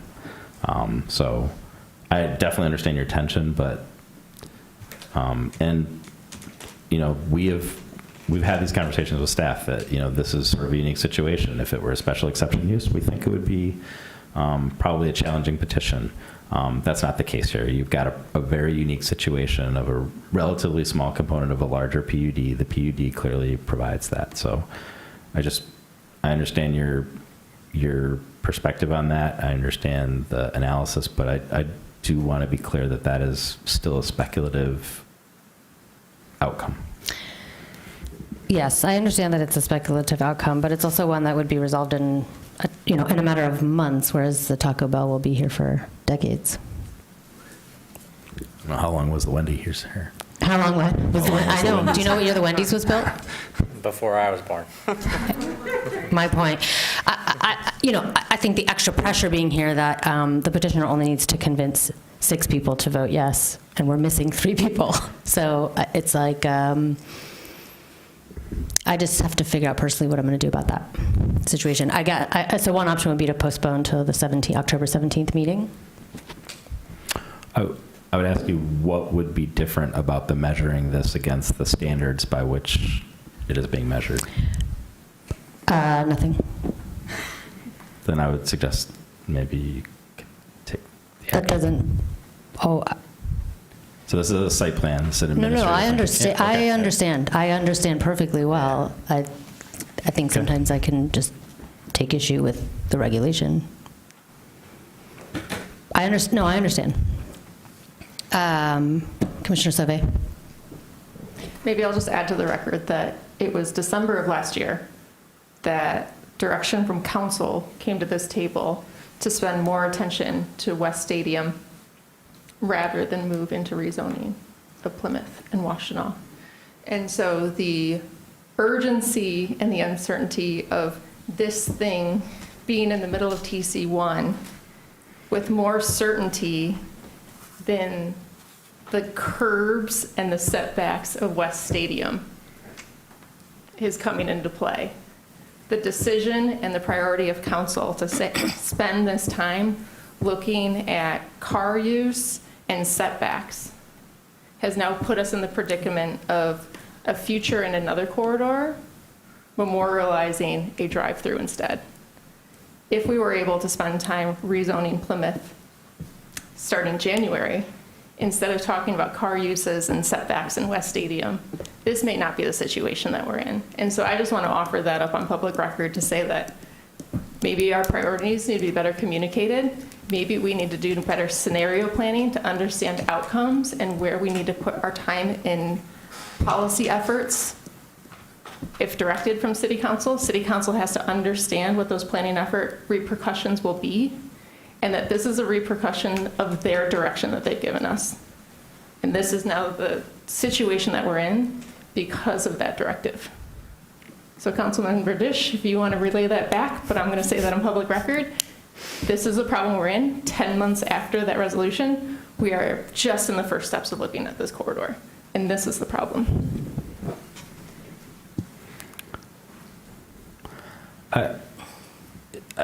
I appreciate that, and I would never dispute that perspective. I just do want to remind you, Commissioner Silva, and the balance of the commission that TC1 is not an instantaneous change. And I definitely appreciate, like, every site that doesn't meet our aspiration for a potential TC1 zoning feels like a lost opportunity. But we've talked about it at this table before. The corridors have gotten in these situations over a long period of time. Even with the corridors that have now been zoned TC1, we are not going to experience instantaneous change for these. And that's not right or wrong. I'm not saying that to refute that perspective, but I guess I am saying it to recognize that this site or 10 more properties being considered in the context of future action on TC1 zoning along any corridor is not an absolution of the fate of these corridors, just like it hasn't been over history.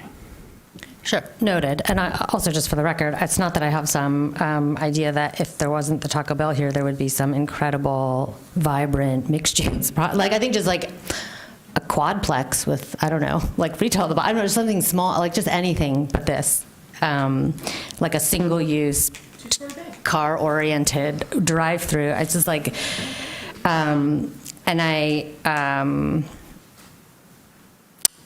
yeah, it's hard. I was going to say one other thing, but I lost it. It was in response to what you were saying about the schedule and the city. Oh, I just was also going to say, for the record, I'm sure you all have heard about this, but like there are people calling for a moratorium on development on Plymouth and Washtenaw until the TC1 can be enacted. That's not something that's a city council issue, not a planning commission issue, my understanding. Yeah, that would be a city council, and to my understanding, there's been no initiation. I've heard those.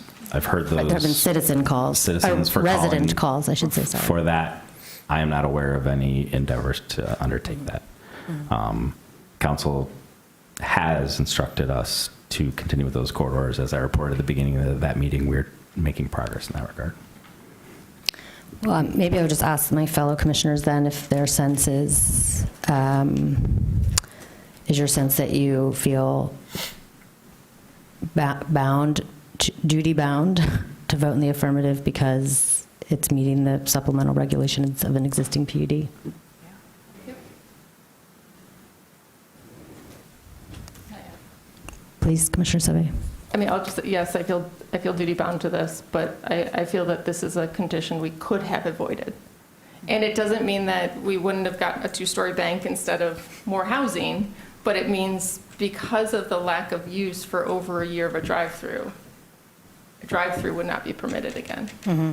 And so may it be the resolution to focus on West Stadium that this drive-through be dedicated to that resolution. This is where I really feel, I feel duty bound, but I actually don't feel responsible for this outcome. I believe that this outcome was priorities at a different table directed at us. All right. Any other comments? Commissioner Weatherby. So maybe because I grew up off of Plymouth Road, I've seen a lot of change in this corridor. I'm not going to wear a hair shirt over approving a small drive-through in this area. It's a Taco Bell. It has a very tiny drive-through. There's going to be a lot of people walking to it. That drive-through may end up being picnic tables. Who knows? I think it's not probably what we want to see in a dream world. I'd be more concerned of the McDonald's down the road that has 2 lanes. That's an entire parcel. Like, I just don't. I'm going to sleep fine if I approve this it's a small spot. It's not even the biggest part of this parcel. TC1 has plenty of opportunities in the Plymouth Road corridor. I just think it's currently what our zoning says. There's so many parcels that are not our ideal zoning. I mean, back to the Brierwood Mall. There was a lot of discussion of, should this be parking? Is it okay to put a tent in the parking lot? Like, we're beyond that. This is not going to, this isn't going to ruin everything if this is a drive-through. It's just not. And I don't know what the building you're building is, but it's not a 100-year building. It is, No. 10-year. Right. I mean. Wait, what? Yeah, I mean. We remodel every 10 years. Yeah, I mean, there's not an intention that this is going to be here for 50 years. This is, by the time we get a proposal, that building could be done and gone. Like, it could be 15 years, easy, 20 years before something is proposed for this. And, we'll have been sitting here for hours discussing it. It's not that, it's a big deal for you, but it's not huge for the corridor. It really isn't. I don't see it. Commissioner Dish? I just want to say something brief and positive, because this corridor has gone through a lot of change. And after the financial crisis and also the pullout of Pfizer, all of the small shops in this corridor shut. So there was a popular wine store, there were a couple restaurants, lots of stuff. And then the university bought the Pfizer property.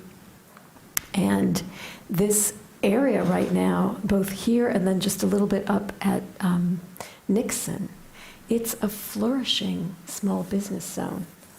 And students do walk all over the place. You see them walking and they lug giant plastic bags of groceries and all kinds of things. And so there is a way in which this area has gone through having things for mixed use, having those things close, and having those things come back and have new ownership, some of which is minority. And so, yes, I would like there to be residential that isn't dorms, but I am happy for there to be places for people to go and eat and shop and get COVID shots and Asian grocery stores. I mean, it's actually a pretty exciting part of town. And this isn't a huge parcel, so I don't feel like we're, oh my God, we could, put 300 units of housing here.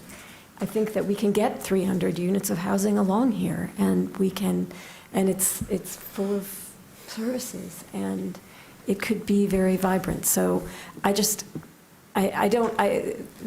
the notion of mixed use doesn't always have to be everything in the same building. If you have the services to support residential, you may get them.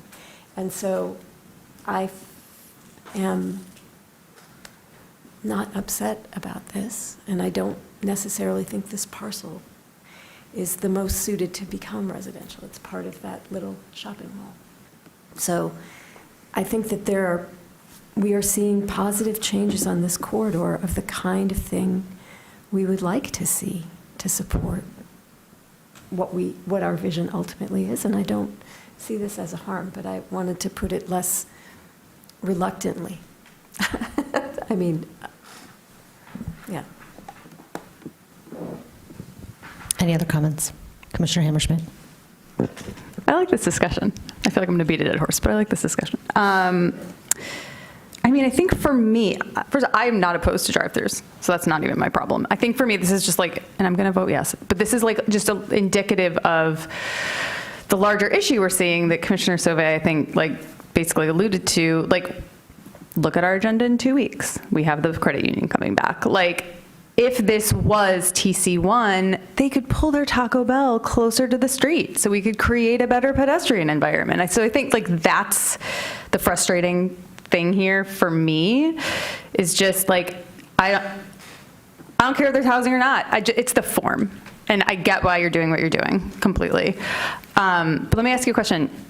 What is your construction timeline? Like, when do you plan to have this done and open and starting? And what are all your dates? And we still have to go through building, so, Okay. I mean, we'll probably, if we can start, obviously after frost, so, It's like next spring. yeah. I mean, depending on how fast we can push through TC1 and get that rezoned, I just want to put a bug in your ear. Like, think about if you were rezoned to TC1, if you would want to take advantage of something like that, like how that could change your approach, because you wouldn't be bound to this PUD. Yeah. So it's just something to think about.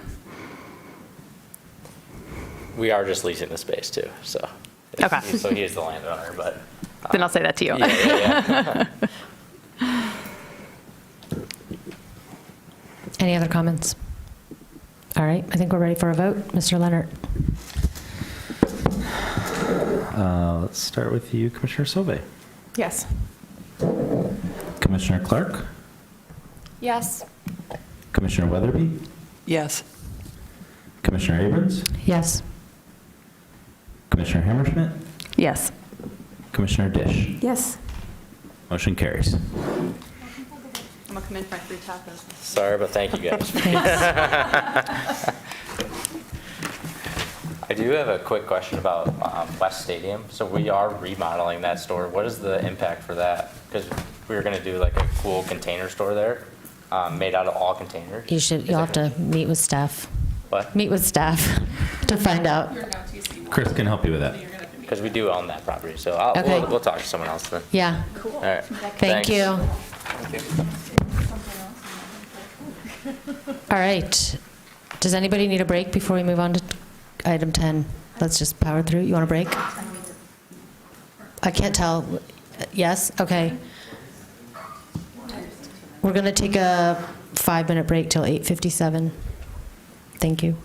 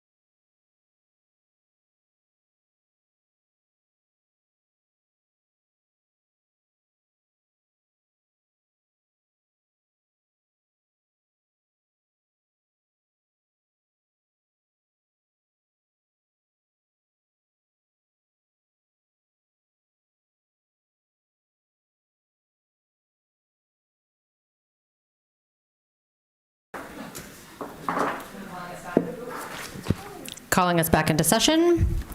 We are picking up with agenda item 10A, Planning Commission bylaws amendments, an item which was postponed from our September 19th meeting. And we will begin with a staff presentation by Mr. Leonard.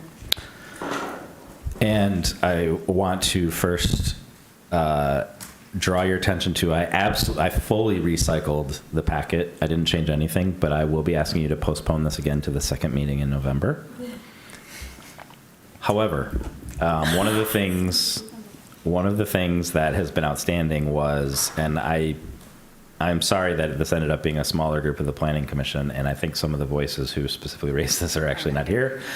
Nonetheless, I finally was able to get Kevin McDonald, who is the grand second assistant senior deputy to the city attorney.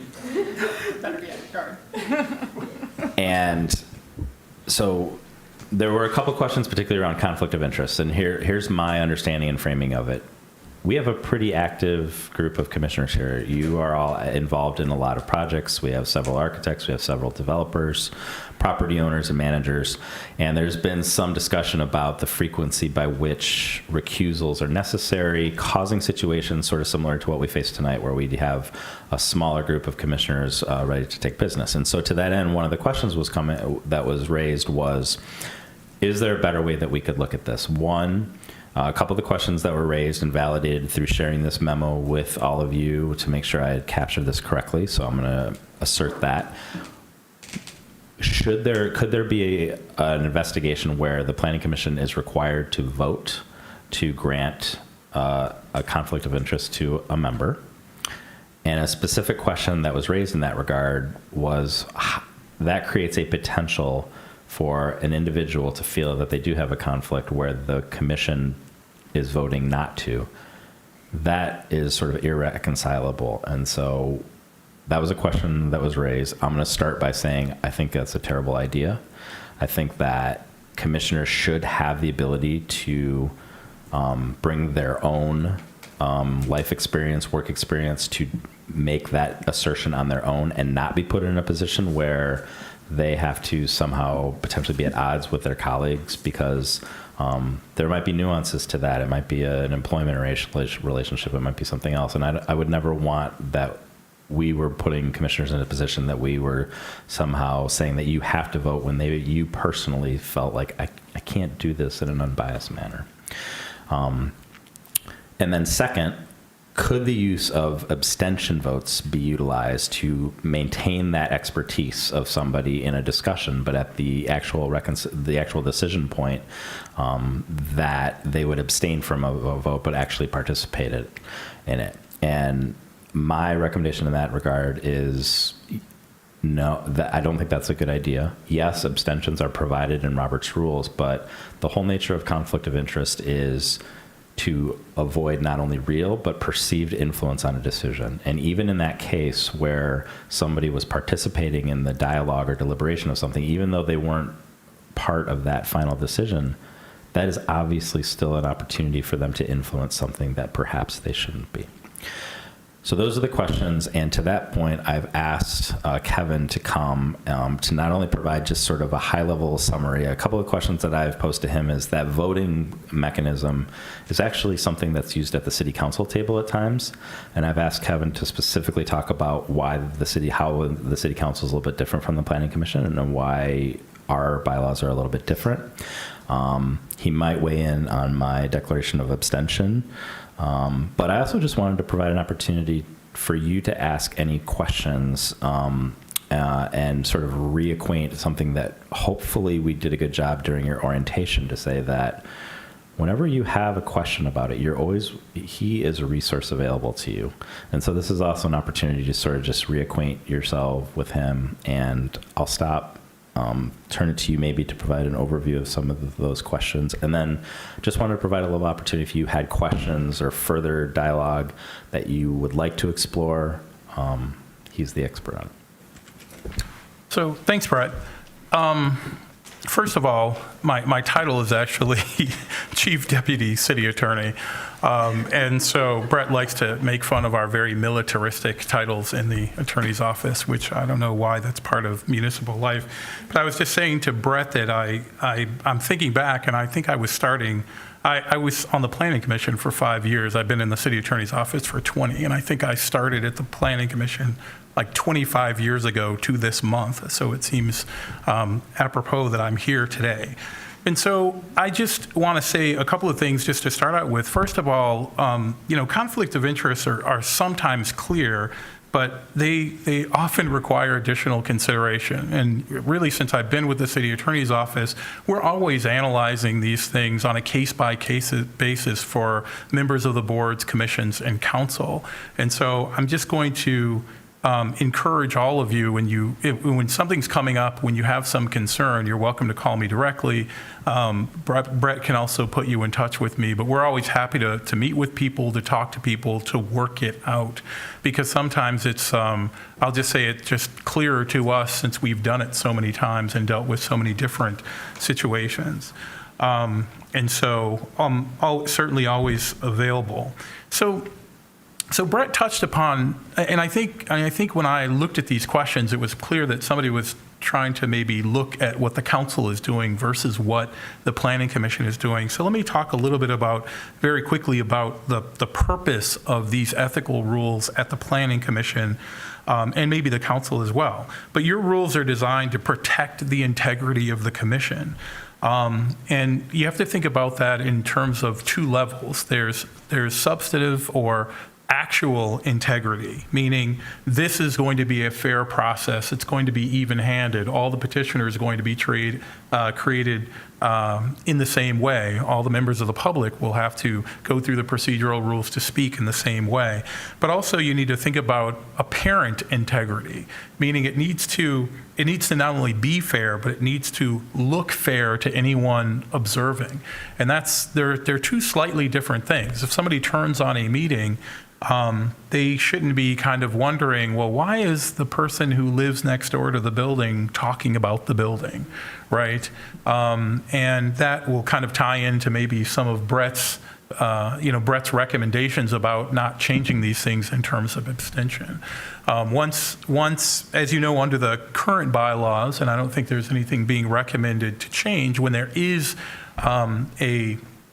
a conflict of interest, the planning commissioners are asked to do four things. First, you declare the conflict, you disclose, you cease to participate in any conversation, and of course you leave the meeting and don't participate in the vote. It's a relatively simple process once that decision is made that there may be or is a conflict. But I think to start out with, I just wanted to kind of talk about the fact that, this is a commission. It's designed essentially for objective decision-making. You're applying standards. You are mostly you're really an administrative body, not a legislative one. Council is a legislative body. They have a very specific individual constituency. The body is kind of designed to do something different. Also, unlike and so when they're making these legislative decisions, they're policy decisions, some of them are very subjective, and that's sort of the background for their decision making. But really what guides the council is there's literally a charter provision that requires them to vote. You don't have that, but it really says on any matter you shall vote, except in given circumstances. They have ethical rules just like you do. There's very specific statutory and other conflict of interest reasons why they would not vote. But that's really what the main difference is. It really says, so the charter really says, look, basically you have to vote unless you're excused by a vote of 6 of the members of council. So all of the rules regarding ethics go back to that. And so that's kind of a fundamental difference. But the thing that I wanted to kind of point out is that the underlying policies of conflict of interest are still the same.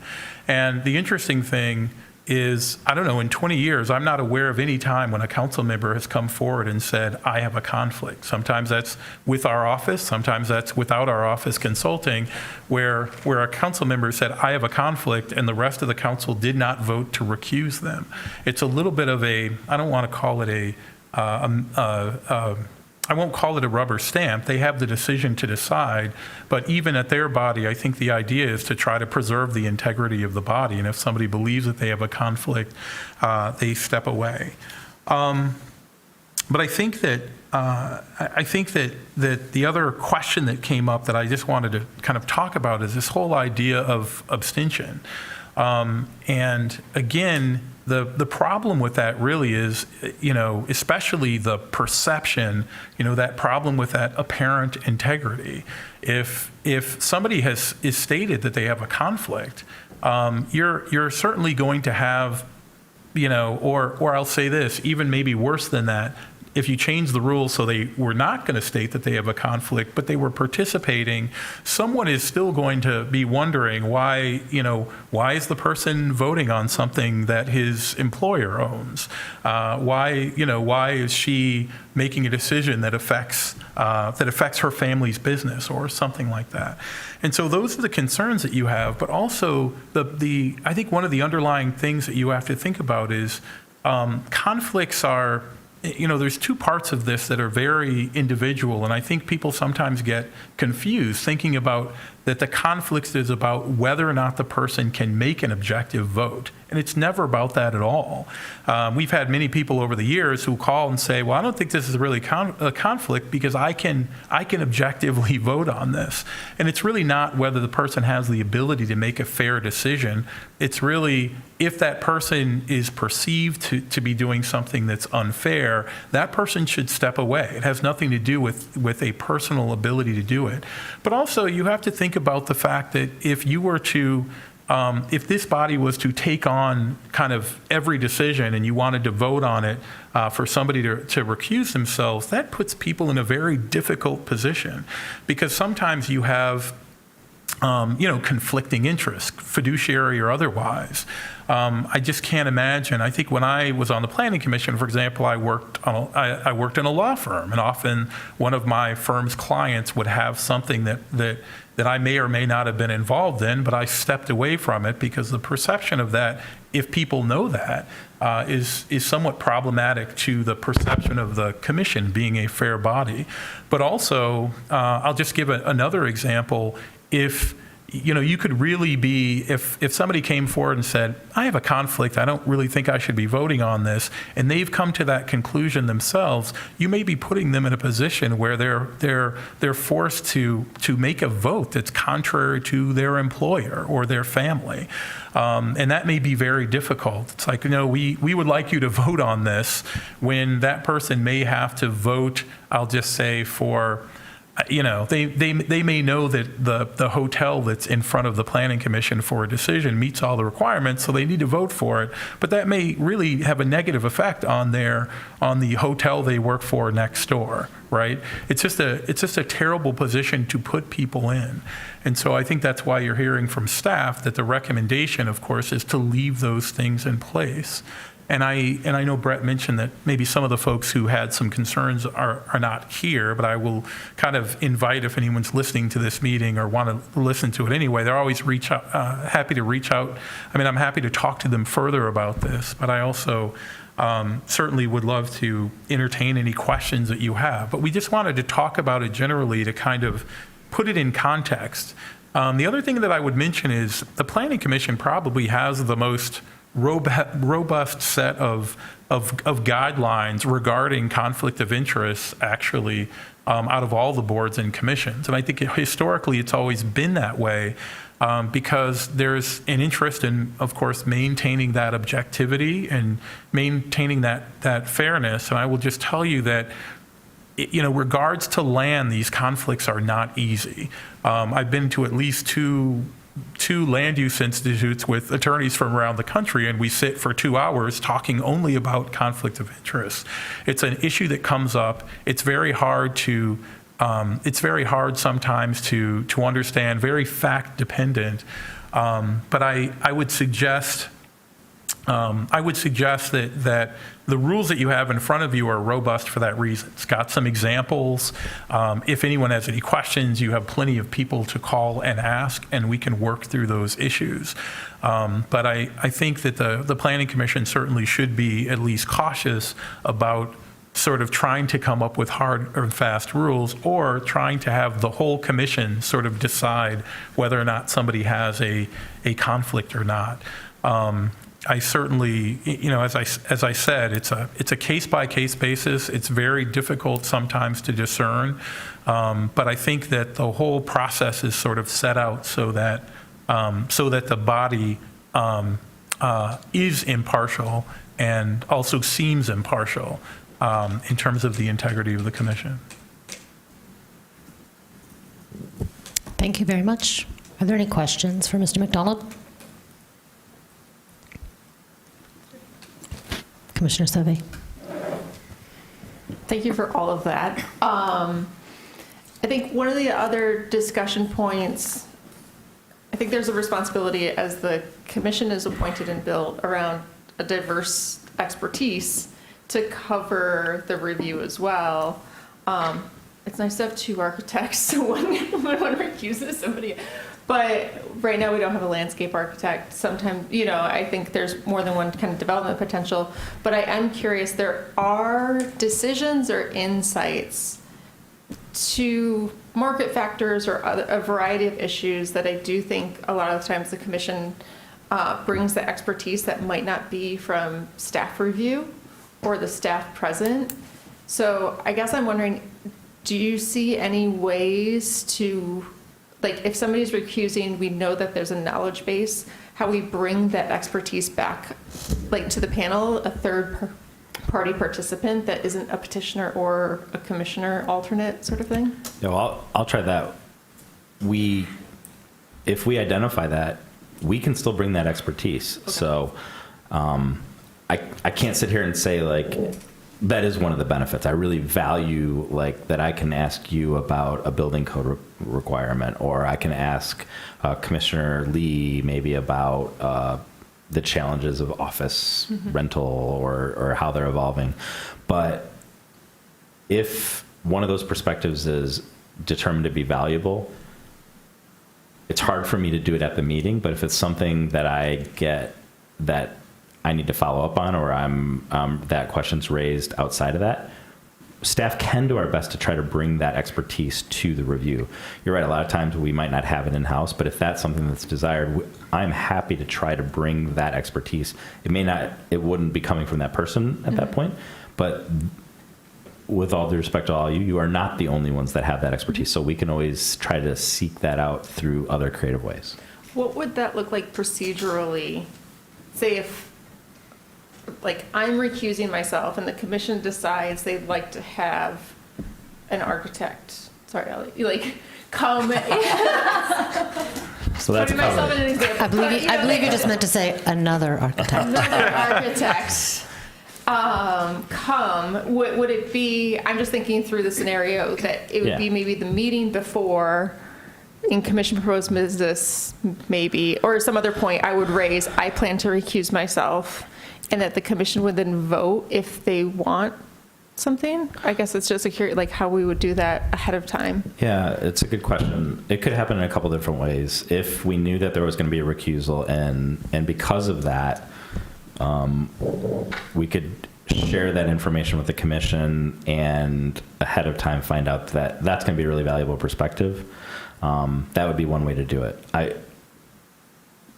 Another way would be that, and let's take it a step back. Even without recusals, if there is some of that expertise, you're always welcome to ask that. We do our best to try and bring a lot of expertise from staff perspective, and sometimes we're able to answer those questions, and sometimes we're not able to answer those questions. It's impractical for us to have all those reviewers at every meeting, but always when you have a question, we will endeavor to try to find the details of that ahead of time. In that case, when we can find out ahead of time, absolutely, we can try and arrange that expertise, bring that perspective. That could be bringing actually somebody to the meeting, or it could be just trying to consult with that person, and we do the same thing that we would do with city staff. in all those cases, my first pass or reaction to that would be to make sure that it is relating to one of the standards that is at play here. So like in the case of a by right site plan, we don't really have architectural standards. I might say like, well, what do you hope to get from this? But what if in the case of like a plan unit development, if we were trying to explore something about sustainability or what have you, we could definitely bring that. And if we couldn't accomplish that in advance of that meeting, that would be a great reason to postpone something, because it's something that you want more information on as the remaining commission, to say like, hey, I don't feel like we're getting the right detail or understanding of this particular aspect. Can staff help us bring more of that? And then we would endeavor to try to provide that. So it could happen before, it could happen during and result in postponement. I'm frankly I'm happy to sort of put together some scenarios if that would help. I don't want to systematize it too much, because I don't want to foreclose the opportunity. I don't want it to be like, oh, you didn't, it wasn't raised ahead of time, so we don't do that. As a reminder, the commission always has 3 decisions on any petition. You can approve it, you can deny it, or you can seek more information through a postponement or tabling. You should always remember that. And whether that's as part of a recusal or anything else, those are always options available to you. And if you can't reach one of the first 2 conclusions, that's the appropriate conclusion to say, I'd like to postpone this because I need more information in the following regard. And that would be a great example of invoking that tool. Okay, that's helpful. Just in terms of like, would a system need to be in place? The same way we're just having a discussion of like, should we vote if you're recusing? Bad idea. Should we vote if we get expert witnesses? Not necessary. But maybe I just kind of raise that as a talking point and a reminder for myself to maybe notify everybody. So if if anybody's recusing, to notify as early as possible so the rest of the commission can make any decisions relative to additional voices and support. Okay, so the other idea I just want to kind of hear more thoughts about is, we just changed our bylaws from 6 to 5, right? That seemed to be the first recommendation to help with the voting and numbers. I know that there was an alternates kind of posed at one point too. Are there any other tools that seem appropriate relative to the numbers as we're seeing, just to lay everything back out on the table for discussion? Yeah, we did explore alternates, and that's not possible under the state legislative framework. The Zoning Board of Appeals specifically allows that. That example was invoked. It's not permissible at Planning Commission. In fact, Planning Commission legislation specifies that you can have boards of a certain size. You are the largest board that can be specified in that regard. So in short, I don't think there are other tools. Reducing that to 5 would be one mechanism to do that. Appointing less experienced and active members would be another way to do that. That has its downsides. No, I wasn't looking at you. You need some IT advice? We did the other week. Yeah. Mr. Kowalski.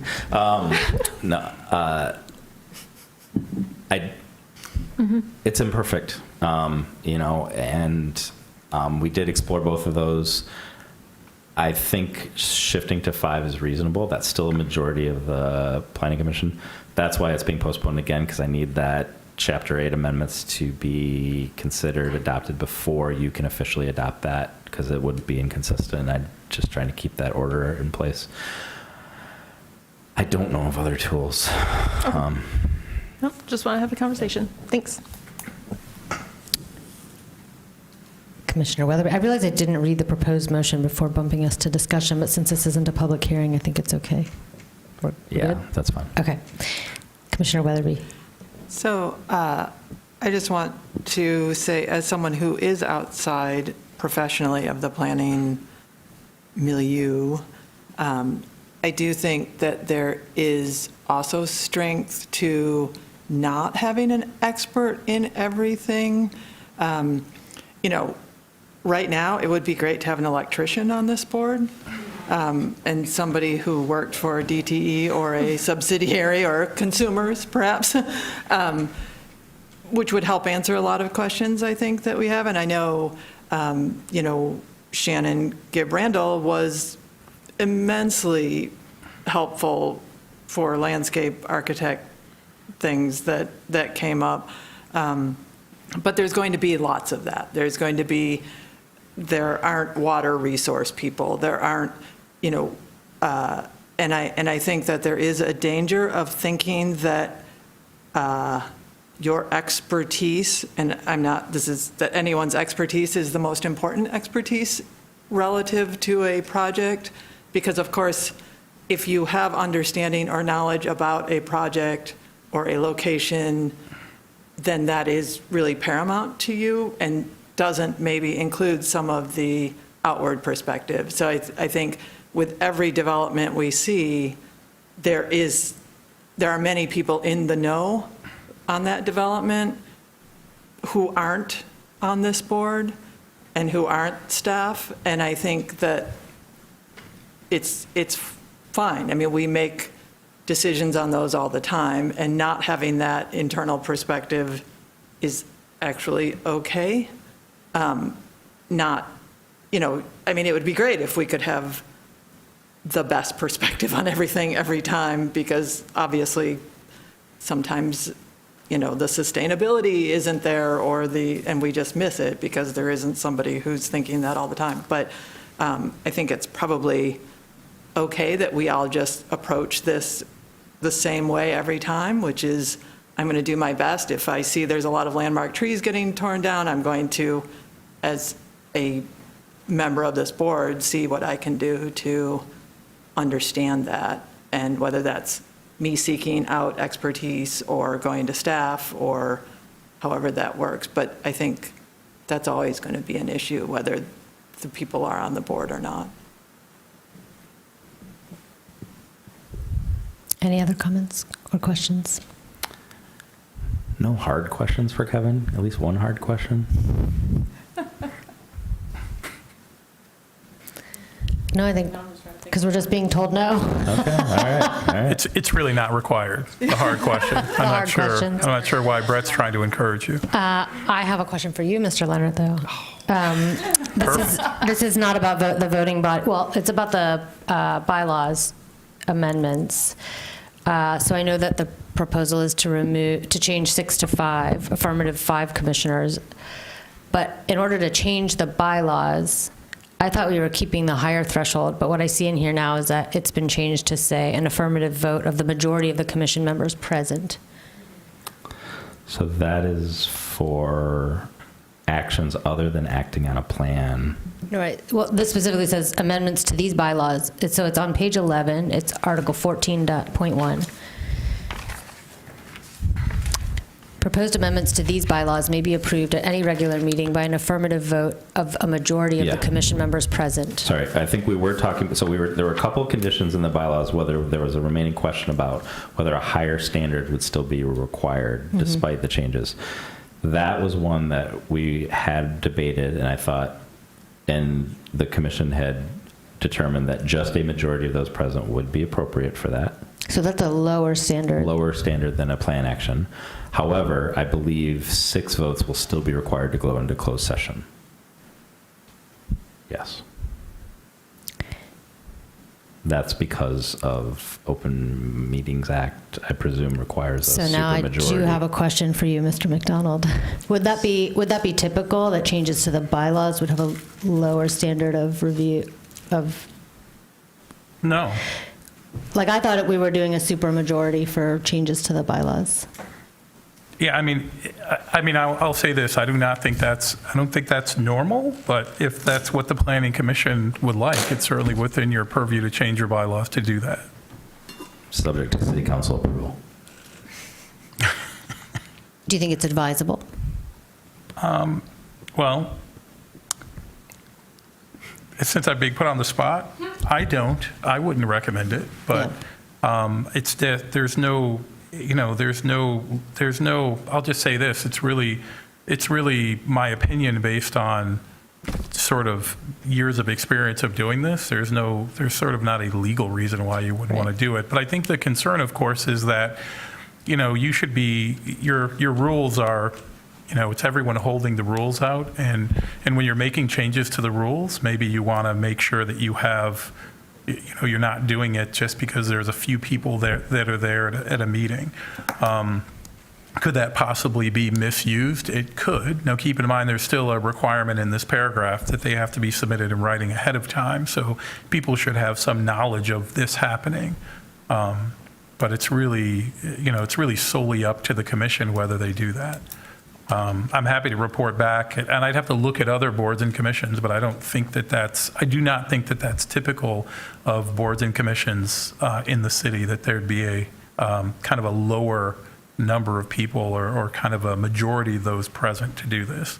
And I'm not sure if Brett knows the reason why. I assume that this came from a suggestion of one of the planning commissioners.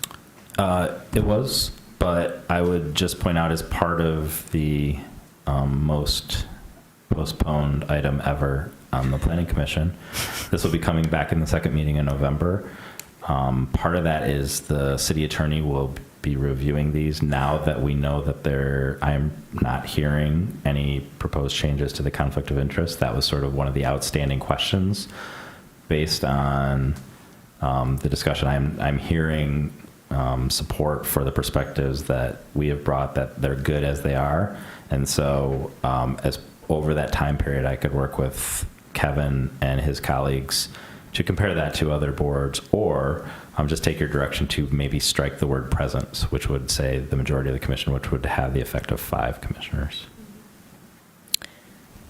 I'd be interested to hear from other commissioners about this. I personally would leave it at affirmative vote of 6 out of 9, 2/3. That's just my experience on other boards and voting bodies that I'm on, that there's a higher threshold to change your governing rules. But if I'm in the minority, then I'm in the minority. So I'd be interested to hear what other people think about that. Commissioner Clark. Yeah, I'd agree that changing the rules just to be a majority of whoever's present is probably not advisable, just to change rules for presence, and just second what you just said. Don't really have anything to add. Is there anybody who'd be opposed to requiring an affirmative vote of 6 members to change the bylaws? Any other comments or questions about that? Okay, can I propose that change, Mr. Leonard? Yes, I'll incorporate that change into the version that is presented back to you. Right, that change, which is actually just not changing it. Not changing it. Unchanging it.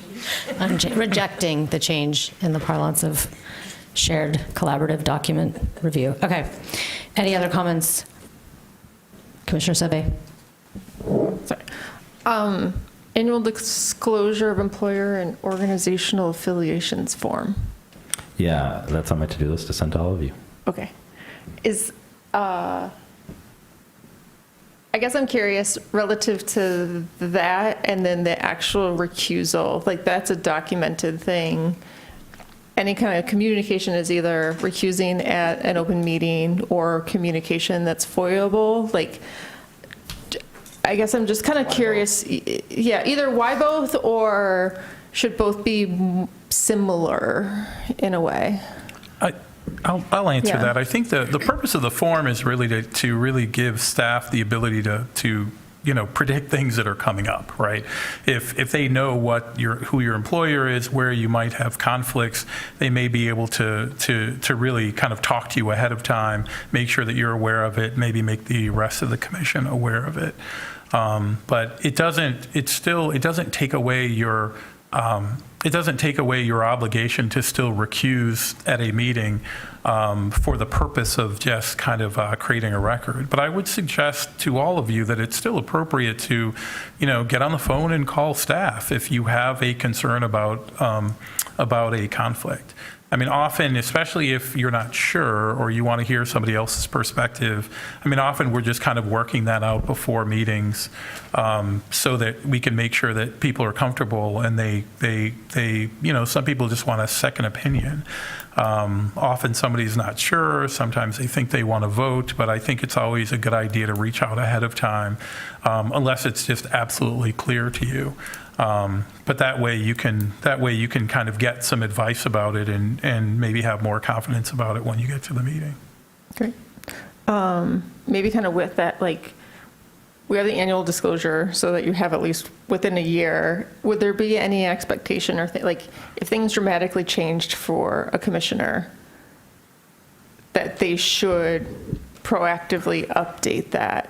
Yeah, we could consider some language that just puts that burden, if you will, on the commission that says if your condition changes, if you say that you're employed by the University of Michigan, but you end up being employed by Washtenaw County or something along the lines, I'm sure that there's a way that we could sort of, I don't want to get too crazy with it, Yeah. but we could put something in there that it doesn't have to be, it's not only annual, but that's intended to be at least a backstop so that, again, as staff, we know that if we get a petition from Thrive, that I know that I'm going to reach out, yeah. Let Sarah know that, hey, we got this application. She's probably going to be aware of it, but in the event she's not, that gives us the ability to say, hey, doesn't seem like this is going to be appropriate for you to be involved in that.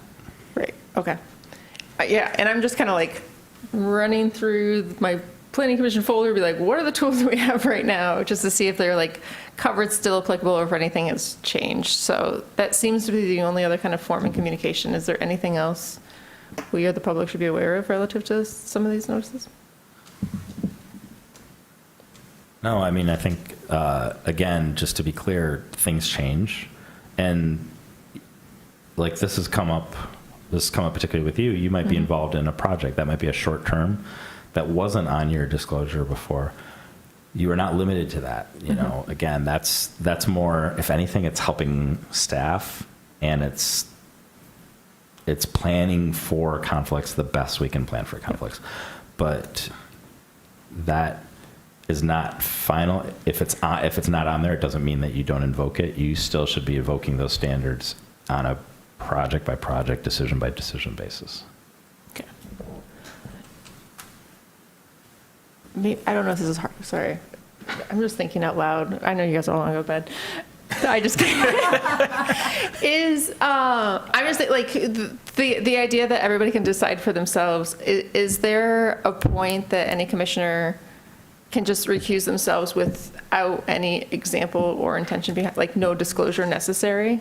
Well, your rules do allow someone to disclose that there is a conflict, but sometimes it's not. I think if disclosure of that conflict would reveal some confidential information, that's not required to be placed on the record.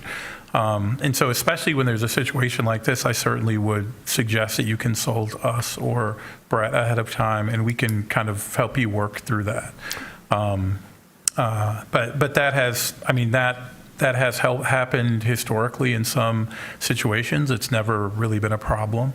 But ultimately, because a person kind of discloses it, I think people respect the fact that it's really for, again, the integrity of the body. Yeah. And I guess I would say this too, because I think one of the concerns, I guess, in these questions, and I just want to make sure to put this in here, is that there is a concern, I know, about the expertise at the table, but there's also this concern about, hey, we're just not going to have enough people to vote. And ultimately, I think that as long as people are disclosing ahead of time, we can cross that bridge when we come to it to some degree. But ultimately, it should always be, or what my suggestion would be, is that you always sort of take a conservative approach. And if there's a conflict, that you recuse for the conflict. And if there's a problem with the vote, we will deal with that sort of secondarily. But ultimately, it's about the protection of the integrity of the decision-making and the decision-making body. And so I certainly don't want anyone trying to be making a cost-benefit analysis or trying to weigh one against the other. It's really just, is there a conflict that I need to step away from? That's great. I can't worry about kind of what's happening with the fact that there are only 3 commissioners left. We will cross that bridge when we come to it, if we come to it, which we hopefully will not. I can't wait for that project. Any other questions or comments? All right, I'm going to read the motion. The proposed motion is to postpone bylaws amendments to the November 14th City Planning Commission agenda, moved by Commissioner Sauvé, seconded by Commissioner Dish. All those in favor of the motion, please say aye. Aye. Aye. Any opposed? The motion carries.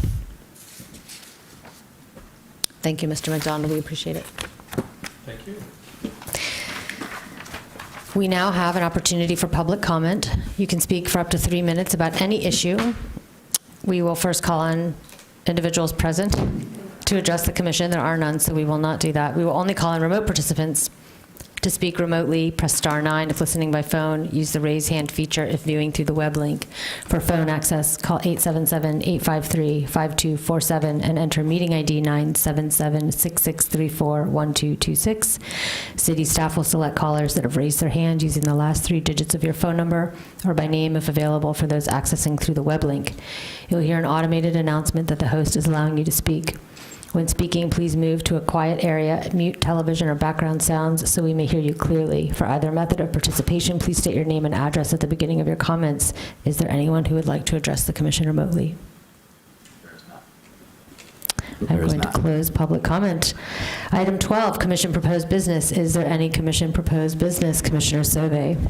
EVs. Reduction of EV requirements. Yeah. Thanks. Any other commission proposed business? The width of drive-through lanes, Commissioner Weatherby? Emergency exits out of drive-through lanes. Emergency exit, let's talk about, let's expand the drive-through lane opportunities. Require them to be 2-lane minimum? Okay. Any other commission proposed business? All right. Then we are on to adjournment. Can I get somebody to move for adjournment? Commissioner Sauvé, seconded by Commissioner Dish. All those in favor say aye. Aye. We are adjourned.